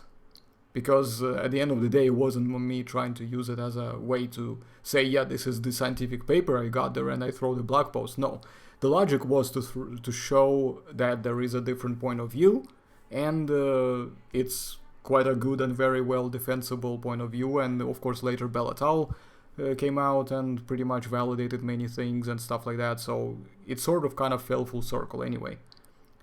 But you know what was the funniest part? When I did that, instead of actually just saying, and acknowledging that there is another point of view, the said person was actually accusing your logic of being similar to creationists. But when I asked how, there was no follow-up. It was all nah, ma, like blah blah, jabba sort of arguments. And apparently by that logic, Jason is a creationist. I don't know how that works, but sorry, it's just something I remember. Back in the days, Yeah. That's the downside if you put any arguments out towards that go against the current quote unquote consensus ideas. You might wind up getting put into less savory camps. I feel like Alan Fiducia probably gets that a lot, since he's like the big person who's still trying to argue against a dinosaur origin for birds, and so he does become a bit of a creationist darling. And Darren Naish even mentioned that in the interview. But it's also kind of mean to do that to him, because even though he has his work on dinosaurs is not that great, his work as an ornithologist is actually very great. He is a well-respected ornithologist. So he does fine scientific work. It's just he just gets a little blinded when it comes to the dinosaur angle. Which is funny, because if we go by the idea that birds are definitely dinosaurs, therefore his work as an ornithologist with birds is also good work for dinosaurs. But go figure. That's a really good point, actually. I don't know. It seems like people are too willing to forward ideas, only thinking about the one side of them and not recognizing how that same logic applied with different premises, and correct premises at that, and totally overturn a reconstruction or a point that maybe is founded on less reliable premises, or even just you end up with two valid points of view. Like what we were doing with, you work backwards with humans and apes, you reconstruct apes based on what you know of humans with 100% fidelity. Some things you're going to get right, but a lot of things you're going to get wrong. So, double-edged swords. It just becomes too easy to make mistakes by going by that logic, because there's kind of partially this wisdom of, how the quickest and the easiest road is the more dangerous one, and there's something of that kind of gives off a bit of a hint here, because you're gonna be going by the more quicker and the easier way to produce results, but that in turn is going to make me want to question how truly good your and reliable your results and conclusions are, especially when I start asking specific questions, and maybe even difficult questions, to dissect the process of how you achieve that conclusion from point A to point Z all the way. So there is going to be quite a lot to unpack, and that's where I think a lot of times when people try to come up with hypotheses, they don't realize that you have to be able to demonstrate that it works not only mathematically or on the paper, but you can actually link it to the real world. I don't know if that makes sense, but there it is, to quote Ian Malcolm again.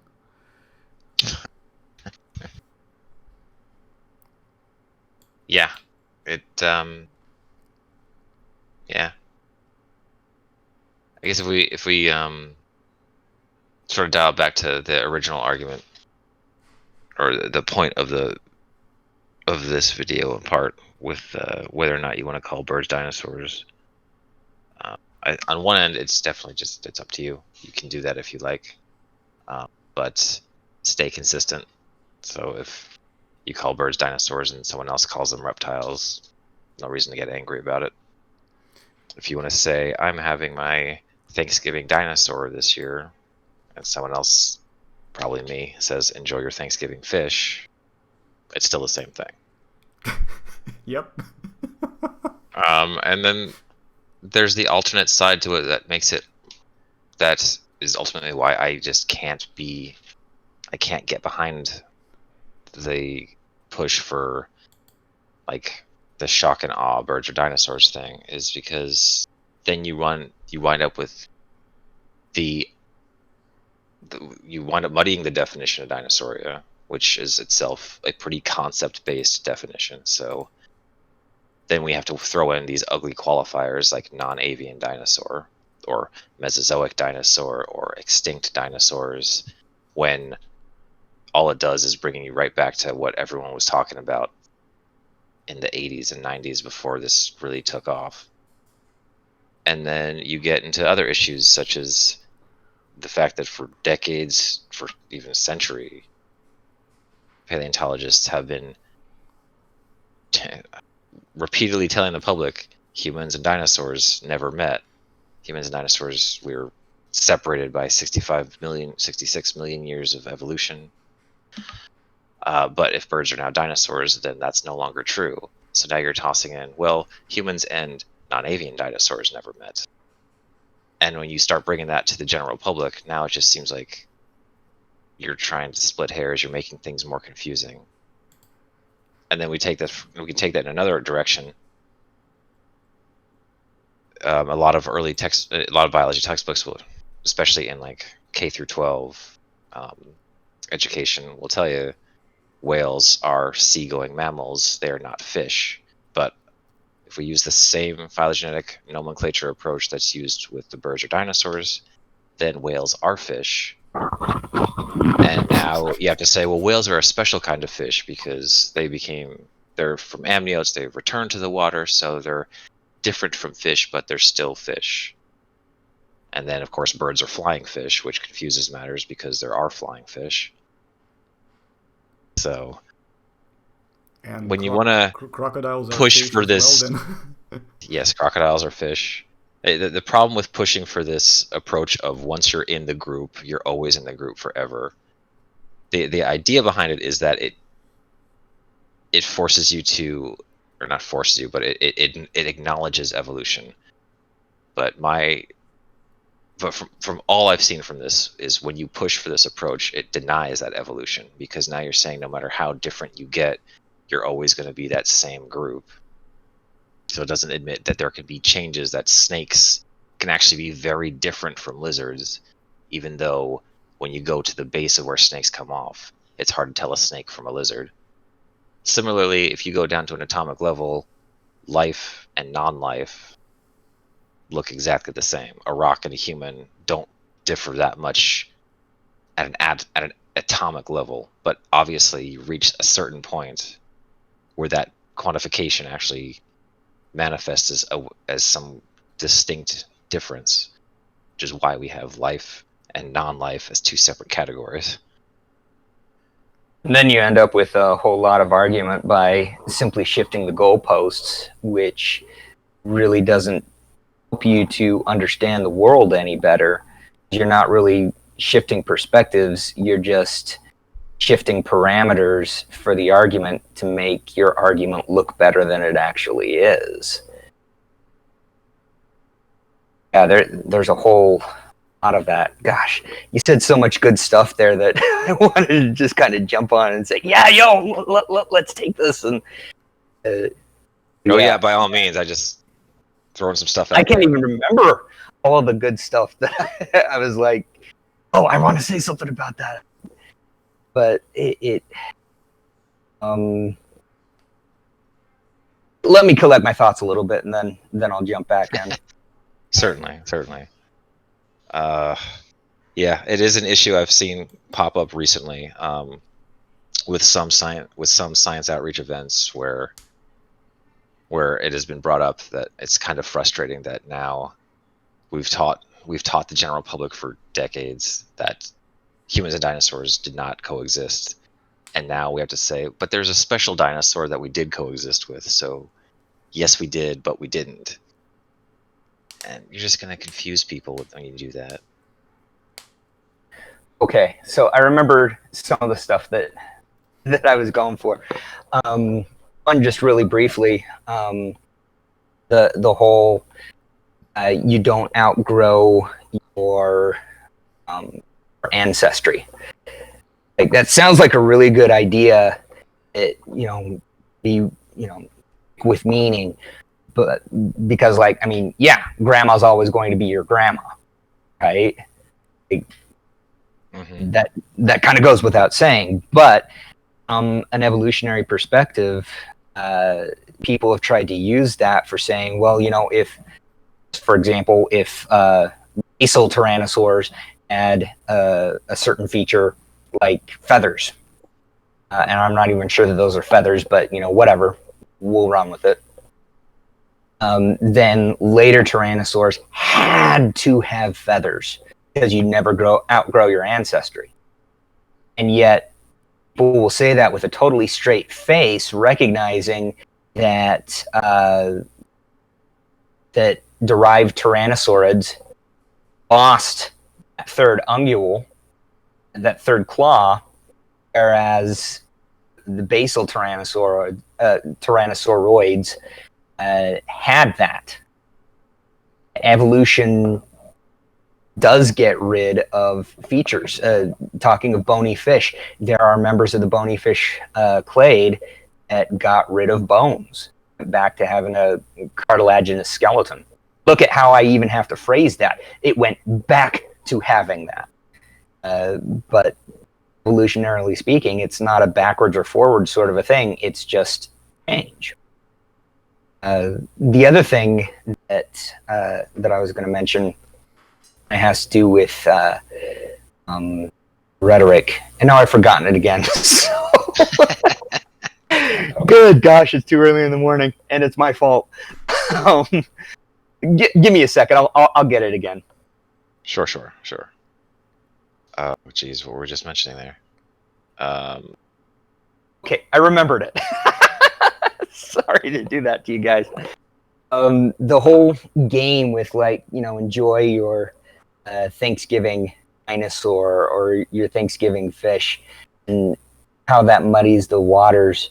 To cite a really good example, if you read a lot of papers about the systematics of early members of that of the fish clade, or rather bony fish specifically, they have to use paraphyletic groupings or nothing ever makes any sense.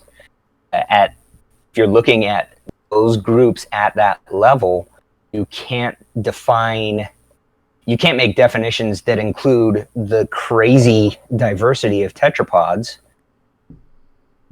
and boil it down to the features that you're trying to work on within the group that you're looking at. So we privilege the cladistic way of thinking over everything else, which really that's what it is.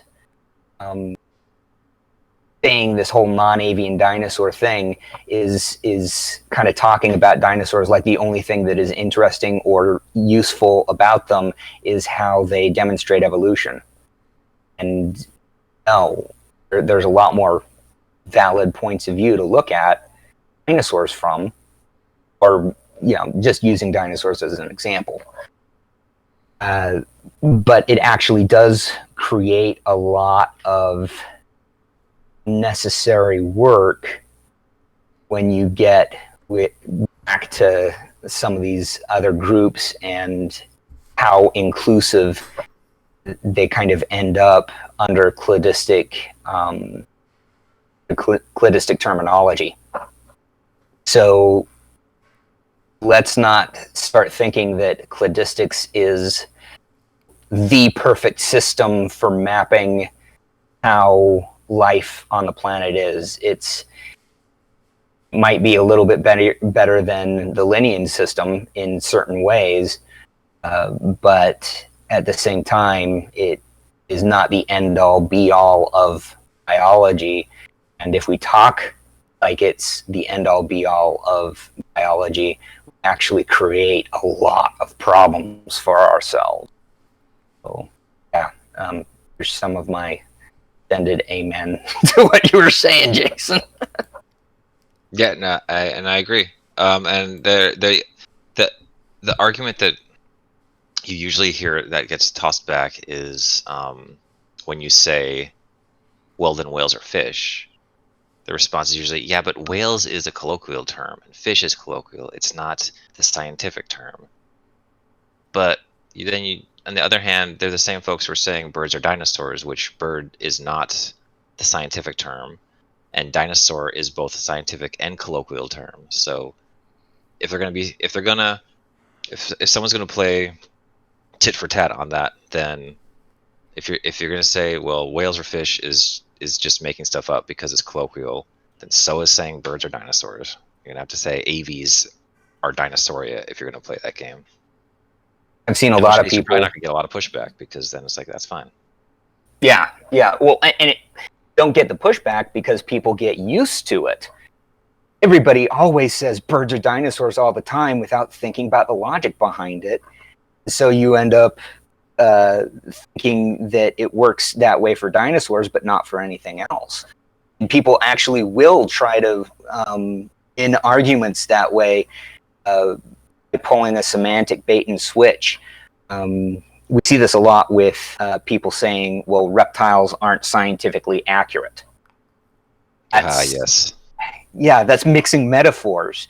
Reptilia is a paraphyletic clade, or possibly polyphyletic.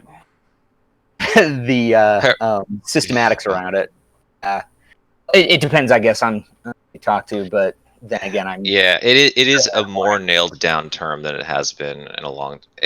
I'd say we've had a pretty standard definition for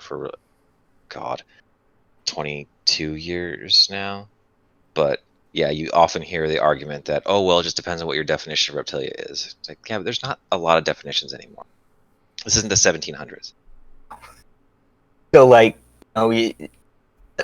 because reptilia is paraphyletic, you will hear people say, well, therefore it's not valid. Oh, okay, paraphyletic groups are valid. You just can't really use them for positing evolutionary relationships. Not in the same way that you can monophyletic clades. And so the monophyletic clades would be like Eureptilia or Sauropsida, depending on which hypothesis you're working off of and subscribing to. And you get a lot of people who then want either translate that or take advantage of the translation and then say, well, reptilia equals reptiles. The colloquial term reptile is not the same thing as reptilia. Colloquial term reptile is a completely different beast working by completely different rules. So you'll see people kind of jump back and forth between the scientific terminology and the colloquial terminology, and in the confusion, they'll point out, see, reptiles aren't a thing, and they've created an idea out of thin air, which makes certainly no sense and is not helpful to any attempt to explore the world scientifically. They're trying to have their cake and eat it too. Right. And it's funny is that I've seen PhDs in biological sciences actually forward some of these arguments. It's the same attitude as a kid I ran into online once. I asked him what he defines science as. He defined it as a way to win arguments on the internet. Kid you wow. not. Sorry, but you what? That is almost a direct quote. My God.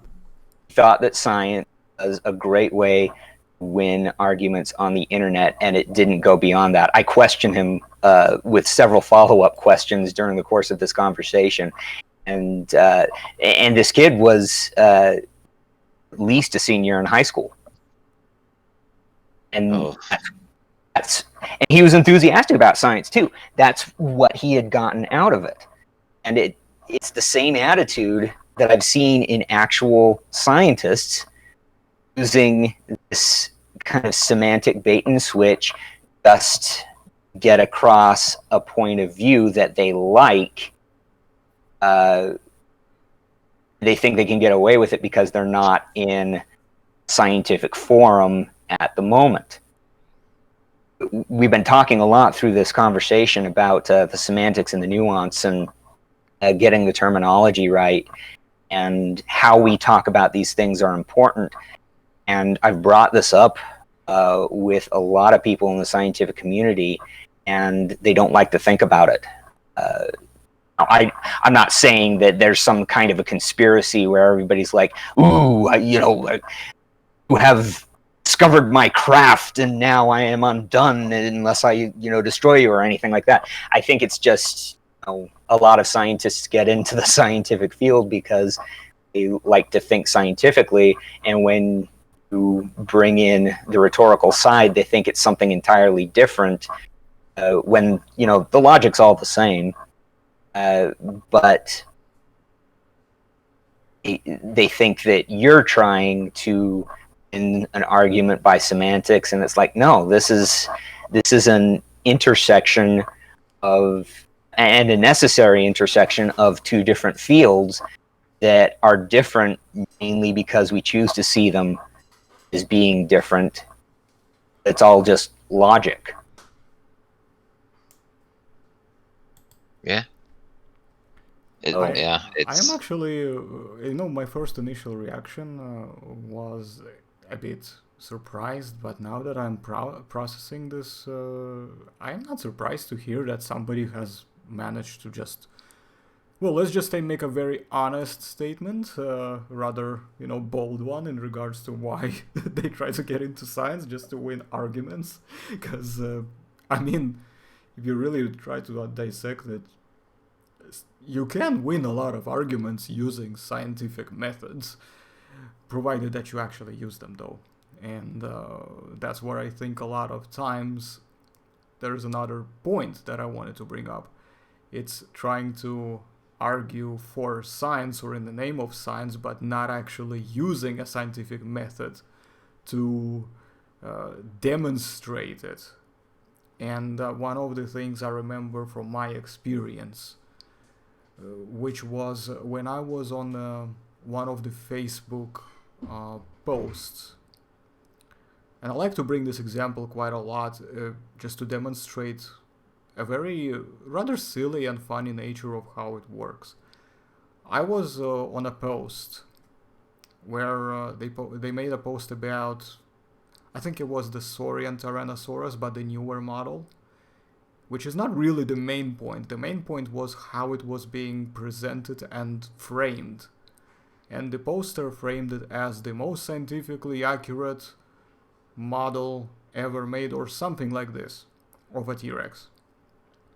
Then, isn't that what Palmer always markets it as too? Well, it wasn't. I don't think this was made by Palmer. Palmer's model was the older one. There is a new one who is actually a colleague in the same crew who were participating together in creating the project. It's another artist, Jacob Bourke. Okay. But the whole point is. But it's a Saurian thing, right? That's like that's Saurian's claim is we're the most scientifically accurate. Exactly, it's still part of that. But the guy who was sorry to interject. Yeah, I have heard museums create reconstructions and bill them as the most scientifically accurate ever. Prominently, the American Museum of Natural History with their Tyrannosaur exhibit.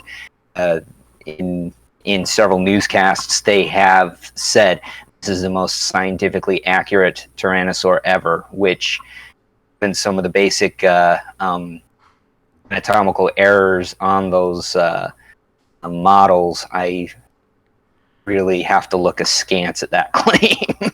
And there's also a lot of the filaments on it, on the adults and the little one, and also the adult's eyes look like they just swallowed a ton of garlic. So my only response to my only response to basically the claim of it being the most scientifically accurate is no offense, nothing personal, AMNH, but to put it mildly, bollocks. So, And I think you open yourself up to that criticism. If you're going to argue that you are the most scientifically accurate, then you get to go through the gauntlet of getting tested for that scientific accuracy. And yeah, I mean, the AMNH exhibit also featured a bunch of tyrannosaurs that look like they just got up on the wrong side of the bed. Like, oh yeah. this is your most scientifically accurate. You're going to make them look like they don't know how to preen themselves if they're going to have this pelage or plumage. Evil Eye, yeah, that's right. That shoots lightnings and stuff, like from Heroes of Might and Magic. But anyway, I haven't finished my previous one. I don't want to kind of. Sorry, yeah, we keep derailing you. Go ahead. No, don't worry. I mean, they're valid points. Still they need to be brought up there, and I'm pretty sure more will arise once I finish this. It's basically what I did is I decided not to directly question whether or not this was correct. I mean, because I already made my opinion clear about that reconstruction, even the updated one, and I still think it's not that great, but it's better, but it's not that great, and I will leave it there. What I have asked him, though, the poster, who was not actually part of the crew, he just shared it basically, was right. What in his opinion, what does it mean when he says scientifically most accurate? What does this actually mean? Can you explain what that means to you? What does that actually mean? And he just said something random. He then started to lean on the appeal to authority that most scientists agree, blah, blah, blah. But I said, but you haven't answered my question. I double down. I say, but you haven't really answered my question. What my question was is, what does it mean when you make a claim that this model is the most scientifically accurate? I'm not saying it's not. I'm not saying it is. But when you make a claim that it is, what exactly do you use as a criteria? And it got ignored with something else, whatever, just nothing. Then he got into it with someone else. I think it was my friend Aron as well, who just started, and they just ended up with mudslinging together. So whatever. Not gonna get into that. It was funny. Don't get me wrong. It's funny because I love Aram like my brother because we are friends in real life as well. We've met face to face. But he does have a short temper, so I can see where that can lead to funny interactions that you can just grab popcorn and enjoy. But I digress. But yeah, when I tripled down on my question and I said, "Excuse me, I don't know. Maybe you don't want to answer it, which is fine. Just say so." But can you just please, backtrack and tell me, how did you decide that was the most scientifically accurate model and stuff? And you know what happened next?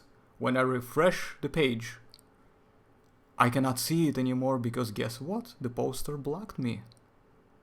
Well, how interesting is that? And all I did, I just asked a very simple question, it's not like I was asking, how many, I don't know, like, I'm not gonna get into this, but it's like dirty details, of private parts. I'm not asking that. I'm asking you, how did you decide, how, like, do you know what I mean? It's a very simple question. But I got blocked. That's how dogma works, though. Like, if anybody asks you a question that you can't answer, you pretend that they don't exist anymore. So that's a great way to detect whether somebody is giving you the scent of bovine feces. Like if someone is going to claim the aegis of science or the authority of science for their idea, and they can't provide you the process or the experiments that tested that against the physical world to show that this idea really does describe how things work, and chances are they didn't do that. They just collected a bunch of dogmas or authorities or other kinds of ideas in order to produce their conclusion. So yeah, little tip there. Look for that when people are trying to tell you that something is scientific. And you asked to give you a reminder about criteria, to talk about criteria and describing relationships, because you said you keep forgetting that. So do I remind you now, or you are talking about later in the conversation? Yes, it works. And this is another one that I wanted to kind of, because Jason mentioned it a little earlier, but another semantic game that people like to play when they're trying to put feature A on taxon X is that they'll talk about relationships. But in order to properly talk about relationships, especially if you're going to use cladistics, you have to have an outgroup. Otherwise, you end up lost in the weeds of relative terminology. To give you an example, you can't just say birds and crocodiles are related. A lot of times we'll do that colloquially because we assume people understand the common outgroup. So like mammals would be an outgroup in that case. Birds and crocodiles are more closely related to each other than they are mammals. But if you were to shift those goalposts a little bit, suddenly it becomes a lot less clear. Are crocodiles and birds more closely related to each other than they are to Erythrasuchus? Suddenly, it doesn't quite work that way. And so you'll get a lot of people say, well, dinosaurs birds are dinosaurs, and you can tell that they're related because they've got all these features and so on. And since birds are related to dinosaurs, and dinosaurs had feature X, and dinosaurs are also related to crocodiles. So what's that third? That third element, that frame of reference that helps you to figure out what is actually meant by the comparison. So that's the point that I wanted to get across, and just for some reason keep getting to bring up. Yeah, and it's important. It's important to keep in mind. It's one of the things you do with any phylogenetic study is you need to toss in a reasonable outgroup. So yeah, ideally you'd want to use mammals over like some random fin-rayed fish, because now there's going a little too far back. But you want to use some kind of reasonable outgroup to polarize your characters, so then you can say, yeah, birds and crocodiles are more closely related to each other than they are to lizards, and birds and crocodiles and lizards are more closely related to each other than they are to mammals, etc. So it's all, especially since ultimately we're looking at this as a tree of life that has one common root, or one common trunk, then you have to say who's related to who in relation to something else. You always got to polarize what direction you're going in. And Same it's not thing taxon A is better than taxon B. It's like, well, better is not a very useful term. Better at what? right. And it's not a very hard concept to grasp, but it is one extra level of detail, and it takes a surprising amount of practice to put that into your comparisons consistently. And we're not in the habit of doing it when we communicate with each other, because basically, when people are communicating, even when we're doing so logically, in order to save time, we end up dropping premises out of syllogisms when we're fairly confident that the person we're talking to is going to understand that syllogism. So it sounds like a jump to a conclusion from an outside perspective might not, and you're looking at people who know each other fairly well, all they're doing is they're skipping the premises that they both already agree on and put into syllogism. I take that for granted when you're talking science, especially when you're talking about ideas that are hard to understand without that level of detail. And it's going to sound pedantic, and it's going to take a lot of extra time and writing, but it is the difference between clarity and complete ships passing the night kind of confusion. There's something else I was going to say about phylogeny. I just can't think of what it is. Give me a second, it'll come back. Many things, no doubt. Phylogenetics is a nice can of worms. There's plenty of things to look at there. Well, that was the other thing that I was going to mention. Thanks, I remembered. There are also a lot of instances where people like to treat phylogenetics as entirely subjective because it's science. And of course, science is totally objective all of the time. But, I think you even alluded to this earlier, Jason, in the conversation, when there are certain features that some researcher says that stick out as patterns. And it takes a lot of experience and a lot of anatomical study in order to notice some of those patterns. But it's still not an objective observation in a lot of cases. You kind of have to read that into the evidence in order to make sense of the evidence. And so what we end up with phylogenetics is a roadmap. There is a degree of, I don't want to quite say arbitrariness to it, but sometimes that is kind of what it boils down to. A reasonable outgroup you could have a number of different taxa that could fit within that reasonable outgroup.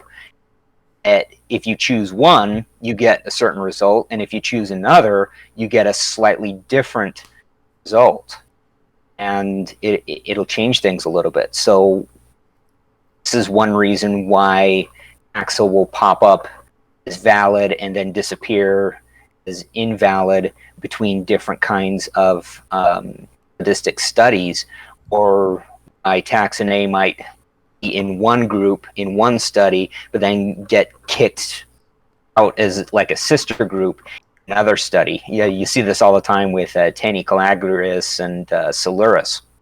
Sometimes show up as basal tyrannosauroids. Sometimes they end up as basal 2 tyrannosauroids. Sometimes they end up in Maniraptora. And you haven't quite pinned down where those guys would be yet. And outgroups can be at an element that sometimes changes its perspective just enough to give you a different result. Yeah, that's usually a sign that either poor outgroup choice or the whatever the characters that you're using are just not particularly good at explaining where such and such taxon goes. So yeah, you get that little fuzzy middle ground area. So there's an element of subjectivity to it. I'm not saying that systematics is totally an art and not a science, but can't help it. It's an inherently creating that map is inherently a human activity. We're not we're trying to read scientific data there. You know, the features of the phylogenetic topology. Those are physical, measurable, independently verifiable. But the relationships between them aren't necessarily. And so, in describing them, that's where kind of the art comes in. I'm actually curious to imagine this alternative very, well, I would rather say not impossible, because then people are gonna start arguing in the comment section of the video that everything is possible. AK, what are you talking about?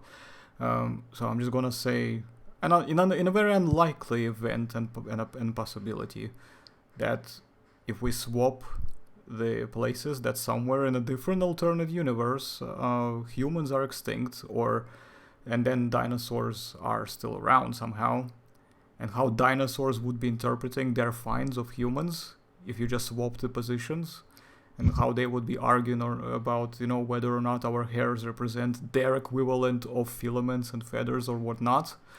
And and by the way, I wasn't smoking anything. I just kind of made that up quickly. Just it's a total old yesterday's argument there. Yeah, I was gonna say.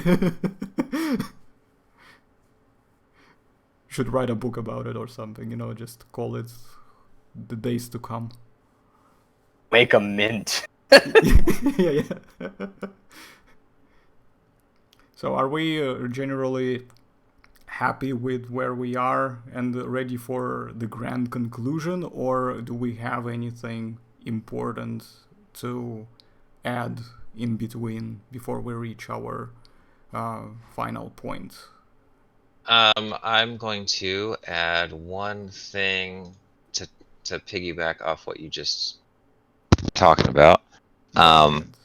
Just, well, not really. It's what I'm going to add one thing to the comments section or the area, because what you said is, if humans went extinct and dinosaurs were to describe us, De La Becce, way back when, actually did a very famous art piece that was sort of poking fun at evolution at the time, that took that very same approach. I actually have it hanging up in my office, but it's called Awful Changes, with the return of Professor Ichthyosaurus, where he talks all about what these crazy human ape things might have looked like. Which is very much just sort of taking that approach of what would they reconstruct us as if they only had so much to work with, versus how we're reconstructing dinosaurs today. This is a very interesting piece. Yeah, it's pretty fun. It is funny. It was originally done as a satire piece, but it actually works pretty well, because the satire it's not really poking fun at evolution. It was the person he was satirizing had the idea that biological systems came in waves, and so animals that used to be around in the past would one day come back. And so they were just like making fun of it that way. Which, I mean, you do kind of see that sometimes in evolution. I mean, like calligrammatids in butterflies, but it's not, like butterflies are not calligrammatids re-evolved. It's just lifestyle kind of shaped two different animals in the same sort of way. Oh yeah, So, it's convergence. Kind of a yes and a no, and it's really interesting to see that, not just from like the scientific point of view, but also from the point of view of ideas, and how it's kind of two different things at the same time, Yes, evolution has no complaints about reinventing the wheel, because it's like, well, this will work. This worked before. Maybe we'll try it this way, and then you wind up with the exact same thing, or almost the exact same thing. So yeah, there is that recent. I guess there is that recent paper on the re-evolution of that bird species on this island in the Indian Ocean. I can't remember all of the details, but yes, it happens rarely. Occasionally a species might re-evolve given just the right number of circumstances. Yeah, there are species. There's with some species of whiptail, because a lot of the different whiptail species keep producing clonal variations where they just all go female, and then they just become super prolific, and then wherever their situation is doesn't pan out, and then the whole thing and the whole group just goes extinct. But because it's, I think it has to do with an island species. It's always island species that do this. Ah, But it's a hybrid of two different lizard species that then takes on this, that winds up living on this island, and then the island gets knocked out by a hurricane, and all the species just goes extinct. But because it's this hybrid of these two other species, it gets recolonized by that hybrid again. So you can sort of re-evolve the same species over and over again that way. yeah, like extinction isn't forever in very specific circumstances that have nothing to do with Jurassic Park. Yes, yeah. This is a far cry from re-evolving a dinosaur. We're looking at like a single species coming back that's already probably in this sort of nebulous position in time right now, where it's multiple little populations that are constantly spawning this phenotype, and it hasn't quite locked in yet as its own thing. So it's easier to just re-evolve. Cool. Yep. So is there anything else, guys, to lay out on the table? There was a bit where Aron Ra talked about how the thigh and the femur are different things. I don't know. That was my own complaint there. It's like, it's not really a thing. It was a thing where he was jumping on Menton for calling the thigh and the femur the same thing, but thigh bone and femur basically the same thing. So that was kind of weird. And you can't really see a bird's femur very easily, because they're mostly knee walkers. I yeah, wanted it's to, its you know own what I wanted to quickly address, and I'm glad I just remembered it, because otherwise I would have forgotten all about it. You've noticed that they've used in one of the videos, if you've gone that far, or if you have actually paid attention to it, because sometimes it just gets glossed over. But even now, I just remember it randomly, and I've watched every little bit of it. That they used this test with the chicken, with the, what's that freaking? Yes. You know what I'm talking about, right? When they tried to recreate the tail and see how it would walk, and I am kind of feeling a bit dubious about the mannerisms of walking between birds and some groups of dinosaurs, and specifically bipedal dinosaurs. I am just not sure if that test is reliable enough to demonstrate the point for a variety of reasons. So let's try to see if we can get into those reasons a bit more, if we can. Oh, where'd it go? There it is. Yeah, I remember that. It was Aron Ra mentioning how, I guess Menton at some point talked about how birds walk very differently from dinosaurs, because birds, as he said, balance on their knees and dinosaurs balance on their hips. Of course, both groups are balancing still on their hips, but it was pretty obvious Menton was talking about birds moving mostly from their knees, whereas dinosaurs moved mostly from their hips, which is true. The study, so there are actually two studies that have been done, both on chickens, where they strapped fake tails on them to see how they react. The original one came out in the 90s by Carano and B. Wiener.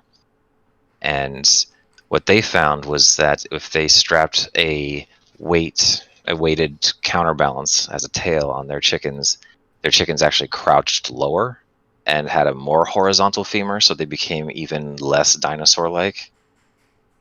And then there was a follow-up study, which is the one that they talk about in the video from Grossi and others in 2014, where they actually took baby chicks when they first hatched, and they strapped a more tapered, less heavy tail on them, so they grew up with the tail. And they did find that when they did that, they moved slightly more from their hips. They don't actually move the same way a dinosaur would, They just their femurs hang lower, or femora hang lower, and there's a bit more femoral excursion from it, so they move a bit of their femur more. But because bird femurs are femora are pretty locked in place via bone, there's not a whole lot more movement. It's, I think, a 12-degree difference from what you get with a regular chicken femur. So there's a slight change, but it's still a far cry from what would have been a very different mode of locomotion that you would see with dinosaurs. I mean, not the least of which is because the major leg retractor, the muscle for it, is just not there on birds, or it's like very vestigial in birds. It's funny, we talk about transport. I can't remember the exact date for this argument, but it was Bourke and Galton kind of reinstating Dinosauria as a valid classification, which a lot of people don't know that Dinosauria for decades was considered one of those invalid things. So, like, dinosaurs didn't exist, like reptiles don't exist. You're paraphyletic, or they're polyphyletic at that point. Yeah, right. I remember that. Right, that whole deal. And so Bourke and Galton come in and they argue, well, no, wait a second. Dinosaurs, they developed this upright posture, and in order to do that, they get the hole in the hip socket, acetabulum there, and that's their defining feature. And this change in transportation caused all sorts of changes throughout the skeleton. They ended up getting much stiffer torsos. Their forelimbs changed. And that one little change, comparatively speaking, their hips changed them into an entirely different group, and that's why they're valid. One of the sad things about that particular paper is that this is also one of the times that you see them arguing that birds belong in the dinosaur clade.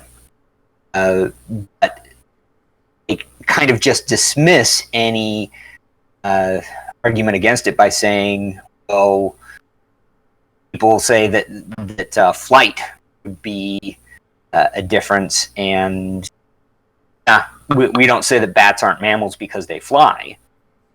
Thing is that if you were to take the logic that a significant change in transportation ends up making you a different group, and let's discount flight for a second and say that for some reason, arbitrary reason, that all the changes in the shoulders and in the forelimbs and in the torso that are there to accommodate flight in modern birds, the only ones that are relevant. Let's ignore leg walking, sort of a thing.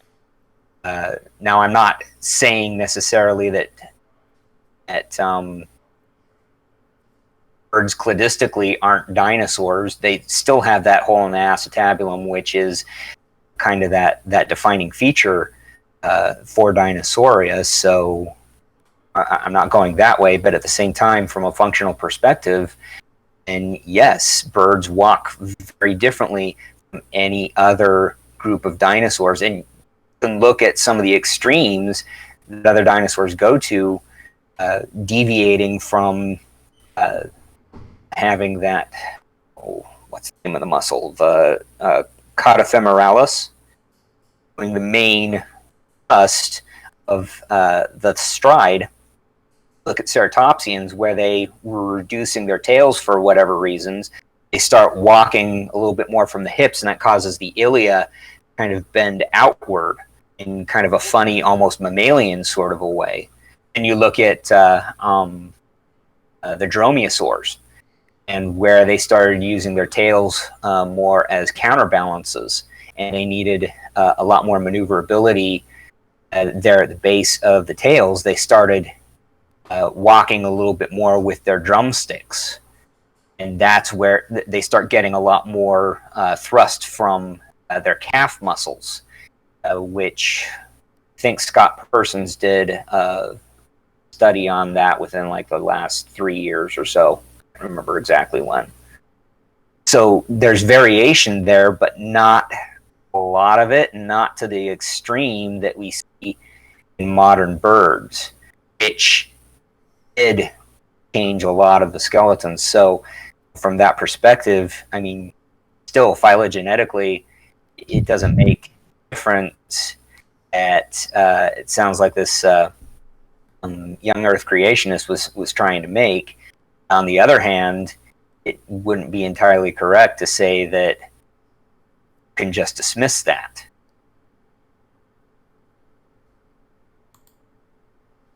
Yeah, and Ra's argument was that, well, they just lost their tail, and that's and that's why they walk that way. And it's like the tail loss definitely plays a part because you're changing your center of mass, and the increased muscle development of the breastbone or on the breast is going to push all that center of mass forward.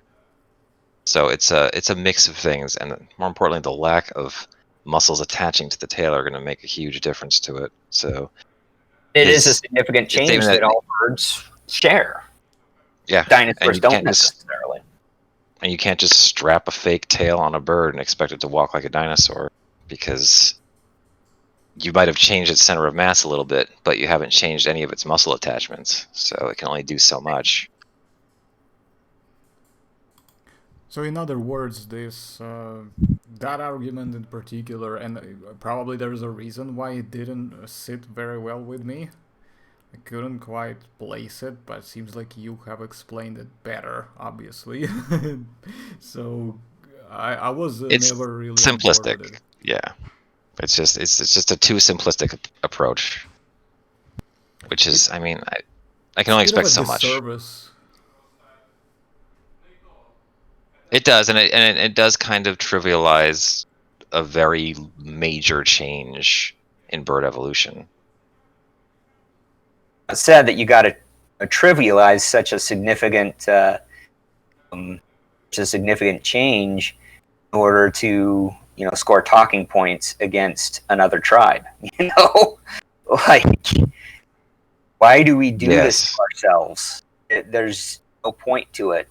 If your idea describes reality better than another idea, then stick to the reality, stick to the facts, and let the facts do the talking.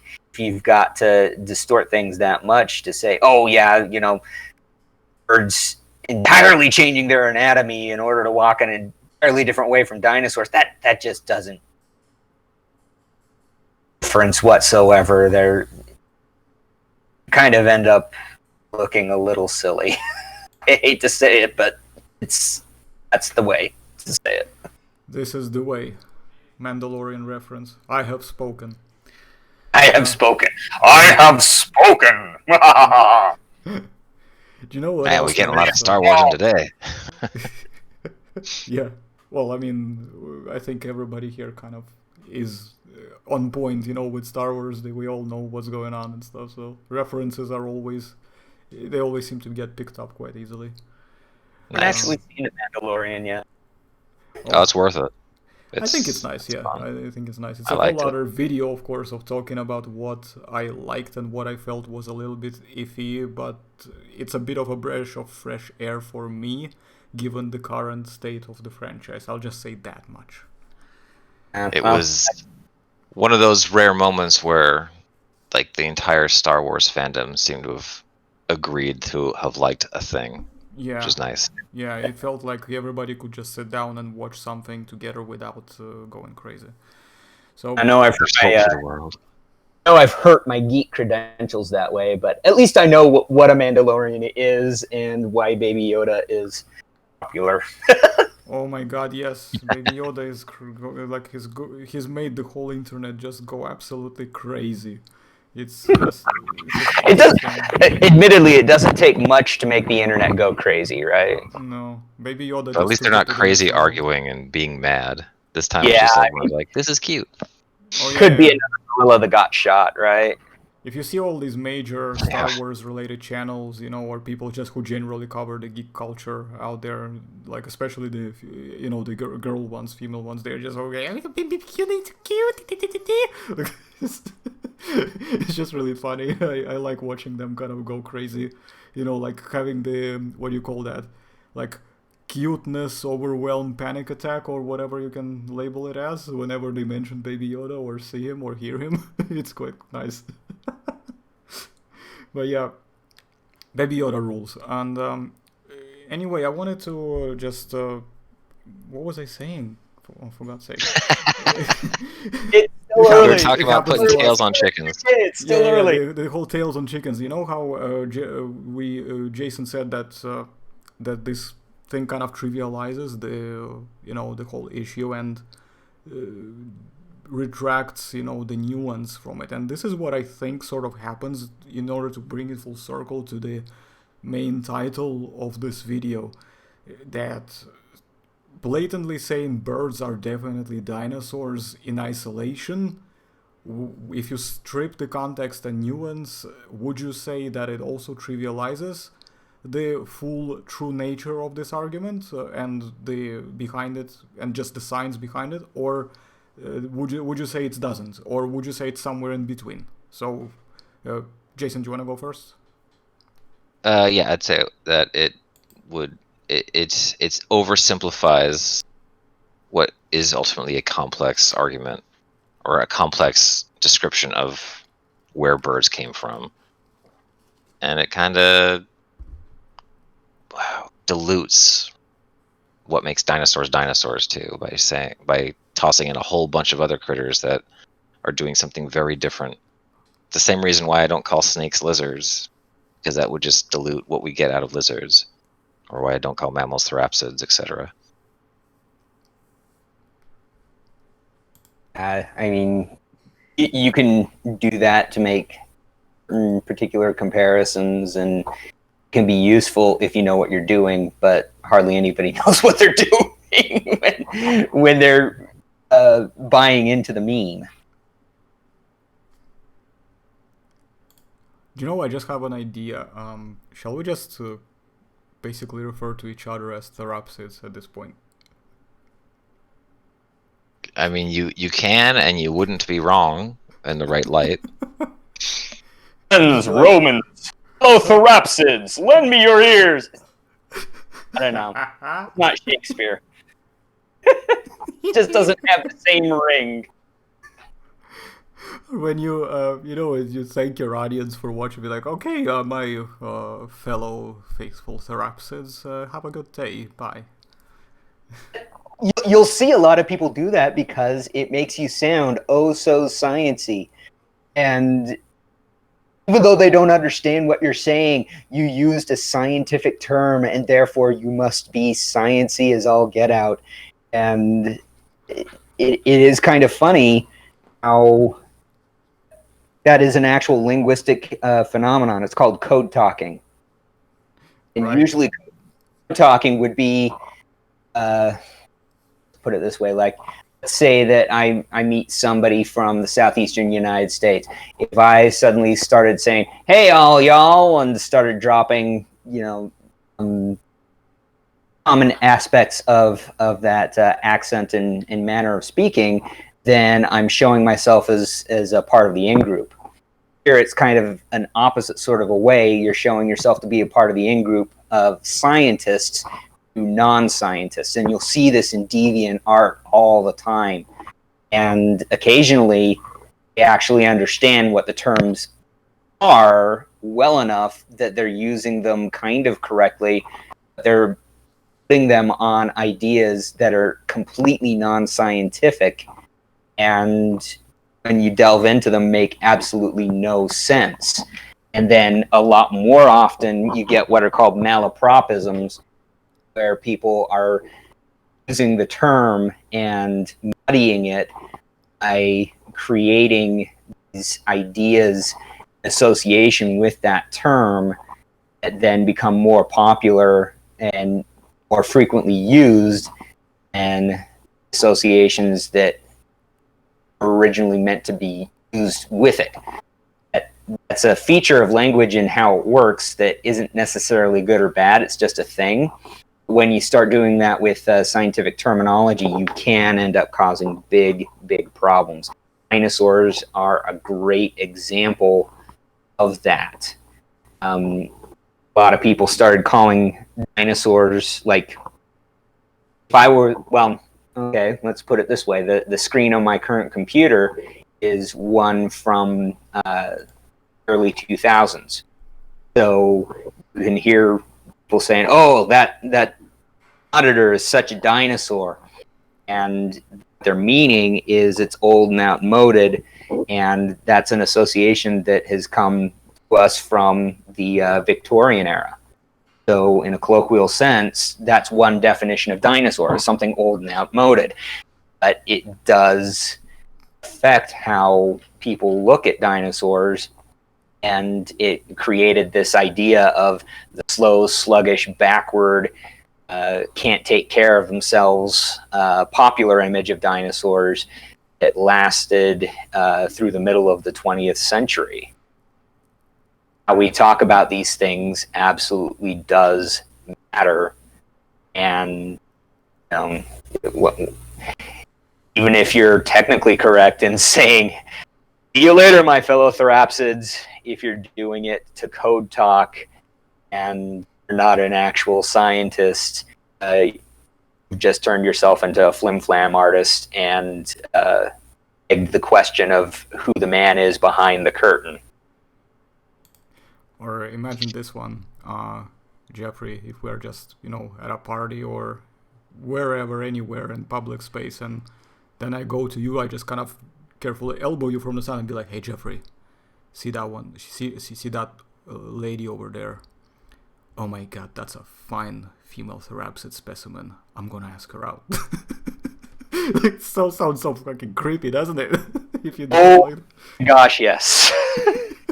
It's pretty insane. I mean, I'm not wrong. I'm not exploring that any further. That is... I'm telling you though. Well, I mean, at least it's going to be entertaining for the viewers. Come on, I had to introduce something like that. We can't always be serious.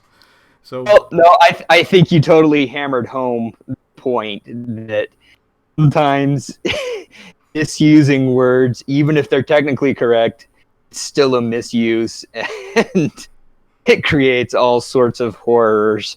Your reason is sleeping there, Arson.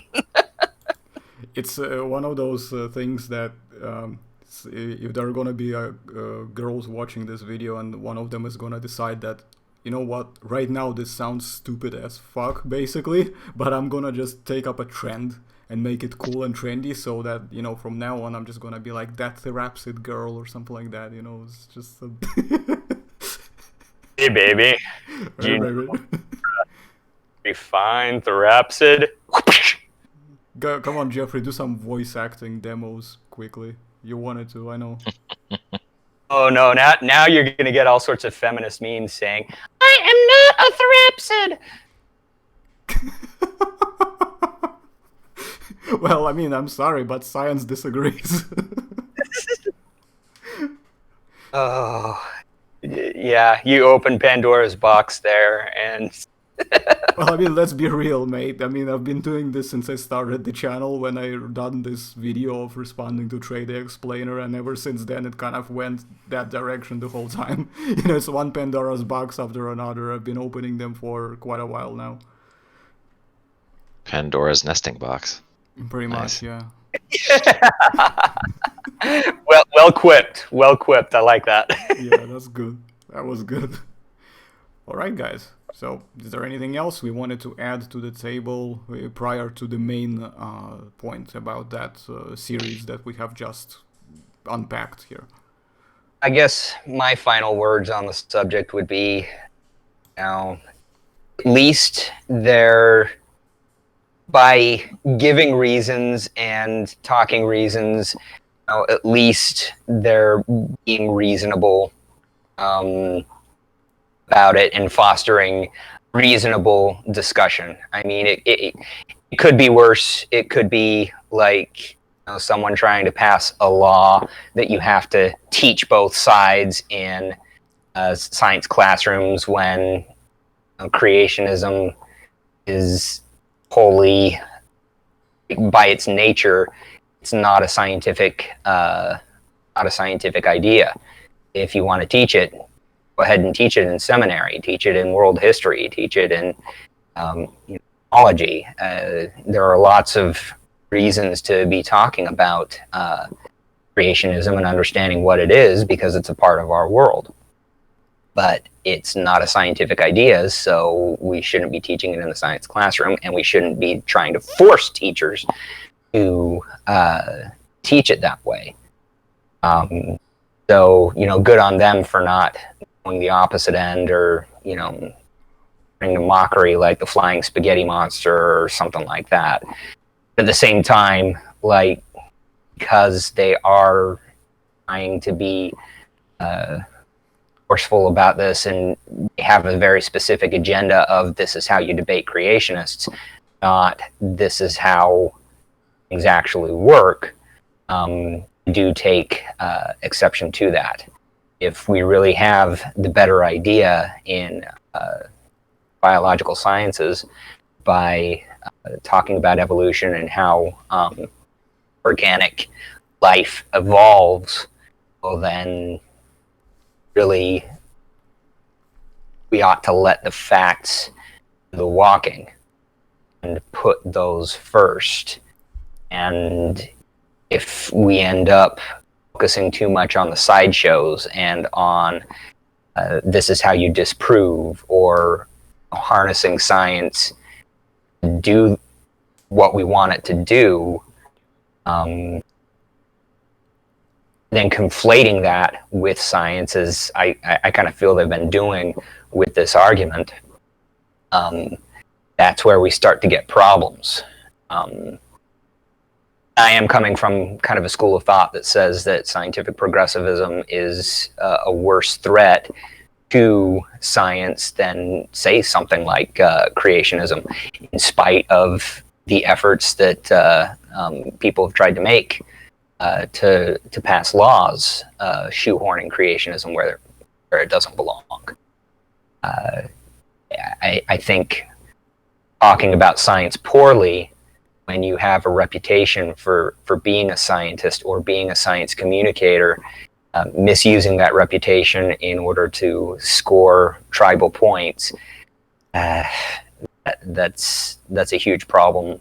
And so that's one thing that I have against the video, but at least they're being reasonable, even if reasonable does not equate being correct.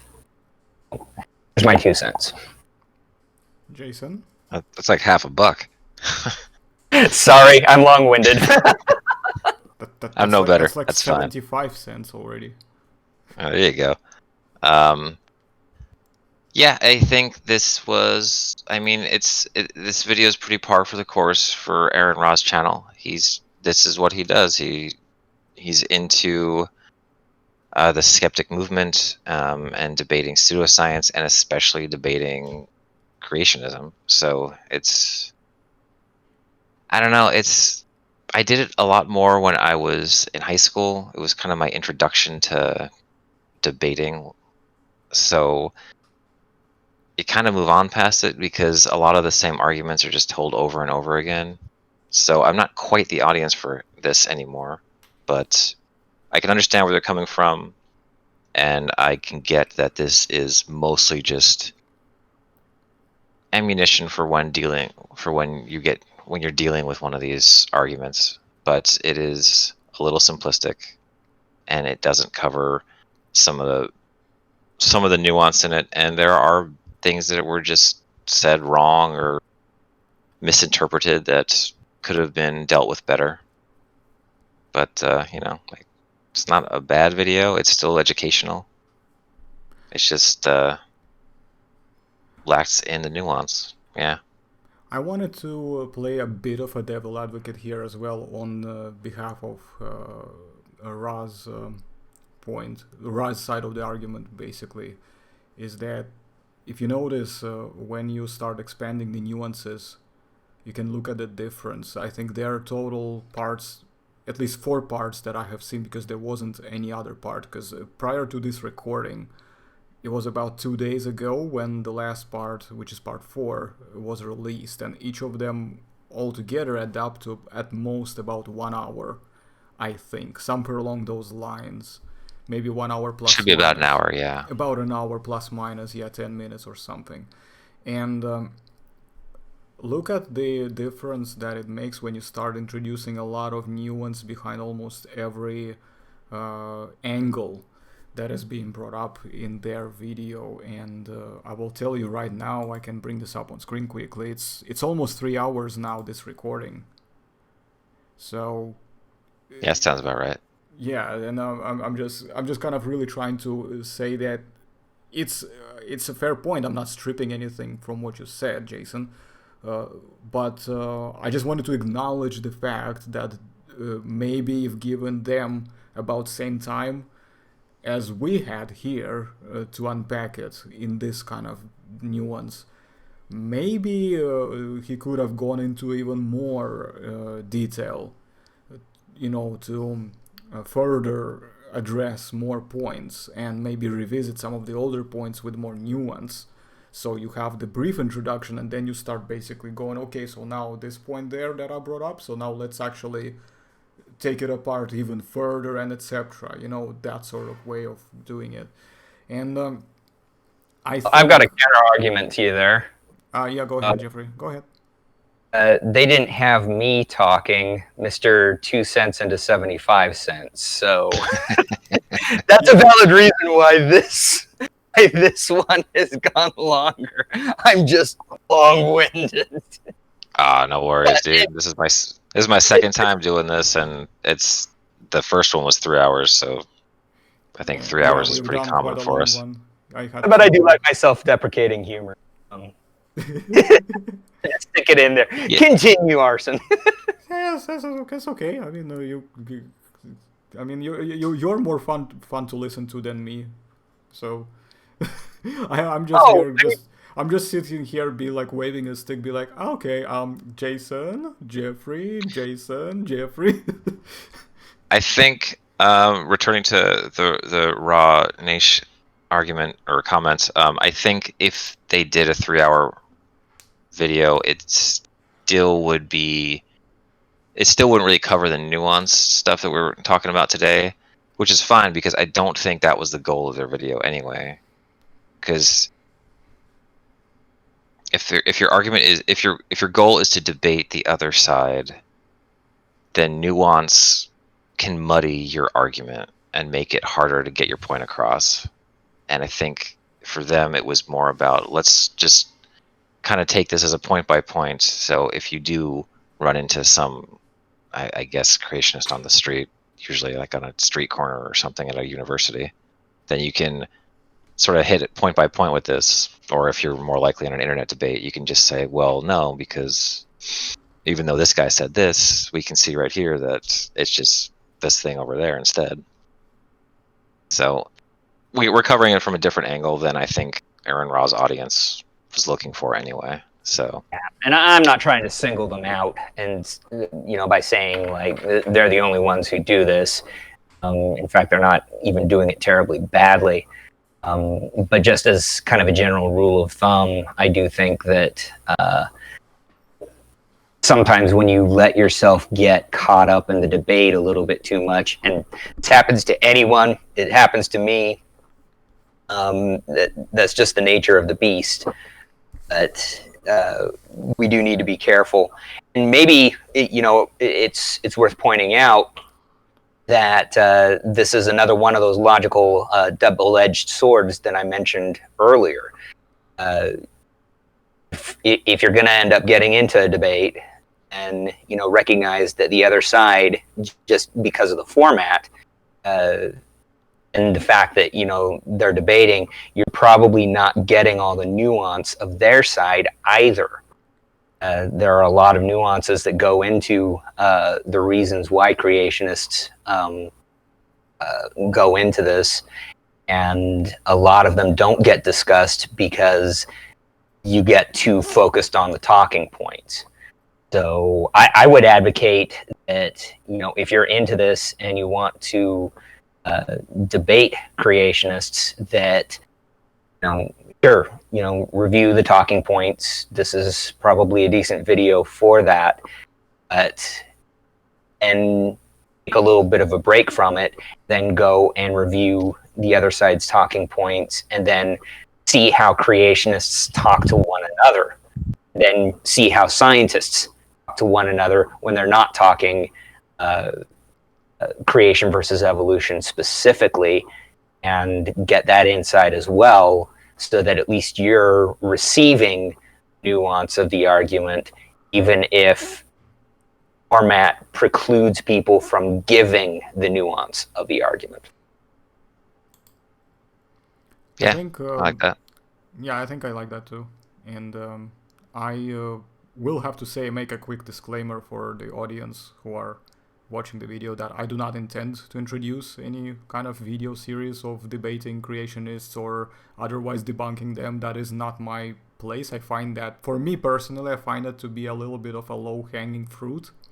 And that's been done just so many times already by other people that I just pretty much find it nothing to be nothing very particularly original for something that I think I could really do here, which, I mean, you can have again, civil discussion and debate with me anytime about whether or not political, racial, or, personal preferences, orientation, whatever issues have anything to do with this community.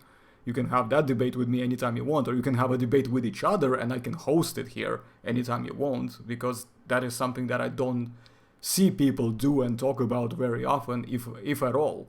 And I want to kind of provide people this opportunity to listen to points that are being used both pro and against this particular context. But when it comes to debate creationism, I think I will probably have to potentially disappoint some people who are watching this, that no, I'm not going to be introducing this in this kind of context here.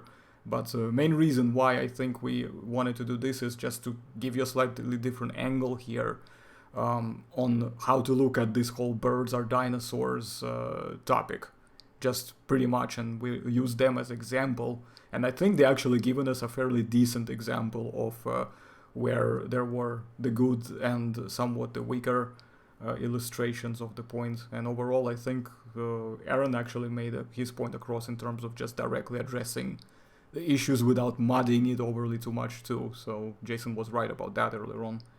So yeah, these are my two, my $1.5 on the table. We're probably up to £1 sterling now. We're good. Yeah, totally. Yeah, that's actually about £1 sterling. Yeah, there we go. Lovely. See, you're more British in this context than I am, Jason. I just realized that. Yeah, I'm a half breed. My father's from England. Well, there Nice. Nice. So, anyone else wanna say something? I think it's been said. Okay. I think we covered the ground really well.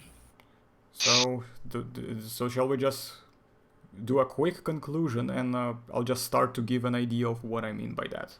So Sure. I think it's fair to say in conclusion that yes, birds are dinosaurs, and they are both bony fish. Thank you, Obi-Wan Kenobi. They're our only hope. Yes, phylogenetically, birds are dinosaurs. Though I prefer I prefer to specify it more as birds are dinosaur descendants. But if you want to call birds dinosaurs, that's totally fine too. You would not be totally wrong in doing so. Let's just say that. I would phrase it: birds are a type of dinosaur, or they are a dinosaurian group, or something anonymous to that. Those are all good ways of putting it. Except for the birds are dinosaurs one. That's the oversimplified one. Yeah, I would probably say I like something along those lines, actually.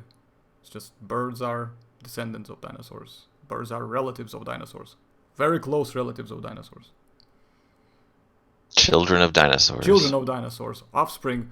Spawn of dinosaurs. Ooh, there you go. That sounds like a good movie. Spawn of dinosaurs. Oh, that sounds a little bit like Velocipaster.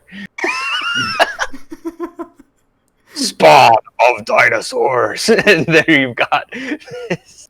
All right, Now so I'm picturing this dinosaur with this huge red cape and this very gothic-looking Spider-Man mask. or I'd like watch that. or like Superman, watching the pajamas. Sorry, wearing the pajamas, the thing. Underwear on the outside. And a belt. And a belt. The belt, yeah, I don't even know why he needs a belt, but yeah, whatever. Right. So, any goodbye whatever speeches to the audience? Jason first, maybe? Thanks for having me. It's been a while since I've been on. Next time we do this, I should have a better microphone, so that'll be nice. Other than that, I don't know. Stay healthy out there. Perfect. Bellissimo. Bravo. Jeffrey. Seconded on staying healthy, and I gotta say, like, this is the first time that I think I've talked with you in real time, Jason, and I gotta say it's been a delight. Yeah, it's been fun talking with you. Definitely do it again. Yeah, I've been doing more of these of late just because it's fun. Awesome. Thanks for having me on the channel and listening to my bloviating and all that jazz. Well, guys, to you both, thanks for coming and making it to my show. And I think it's safe to say that people are gonna enjoy this quite a lot, and we should definitely make this a thing. And Cybersukas should also become a more regular now guest, since there's definitely gonna be a lot of stuff to discuss in the future when it comes to the Paleo. So I think I would probably just use this as part of my already existing Paleo Talk series, which normally me and Jeffrey do, but we could do this as a trio from now on at this point, unless there's more people who are gonna be, able to do it in this sort of format, in that specific context, based on the topics, that we tend to discuss here. So, Jason, what do you think? Do you want to do the more regular Paleo Talk series as the trio? I could possibly be on board for it. Yeah. Just as long as we can work out times that work for everybody, should be okay. Yeah. We're definitely in a time where everyone has a bit more free time at home, sort of, or at least you're at home. Well, and we're only an hour apart, so that's a little bit easier too. Yeah, that helps. Yeah, I'm a little bit ahead of you, but I'm generally flexible on my timetable. Unless I have something planned for the day already, it's usually very easy for me to shift around. So I would just leave it up to yourselves to decide when it's convenient for you, and then I'll just fit my, diary, whatever, thingamajiggy. So, anyways, Okay. guys, was lovely once again to have you. Yeah, Jeffrey? Let's say, should we mention thanks to Lord Grim 123 for suggesting this one? Oh yes, Christopher, thanks very much for suggesting the topic. That was your idea, and that produced and a 3-hour something long content, which I hope is gonna be out, sooner than later. I mean, now the editing queue is kind of building up as well, so. So send future ideas.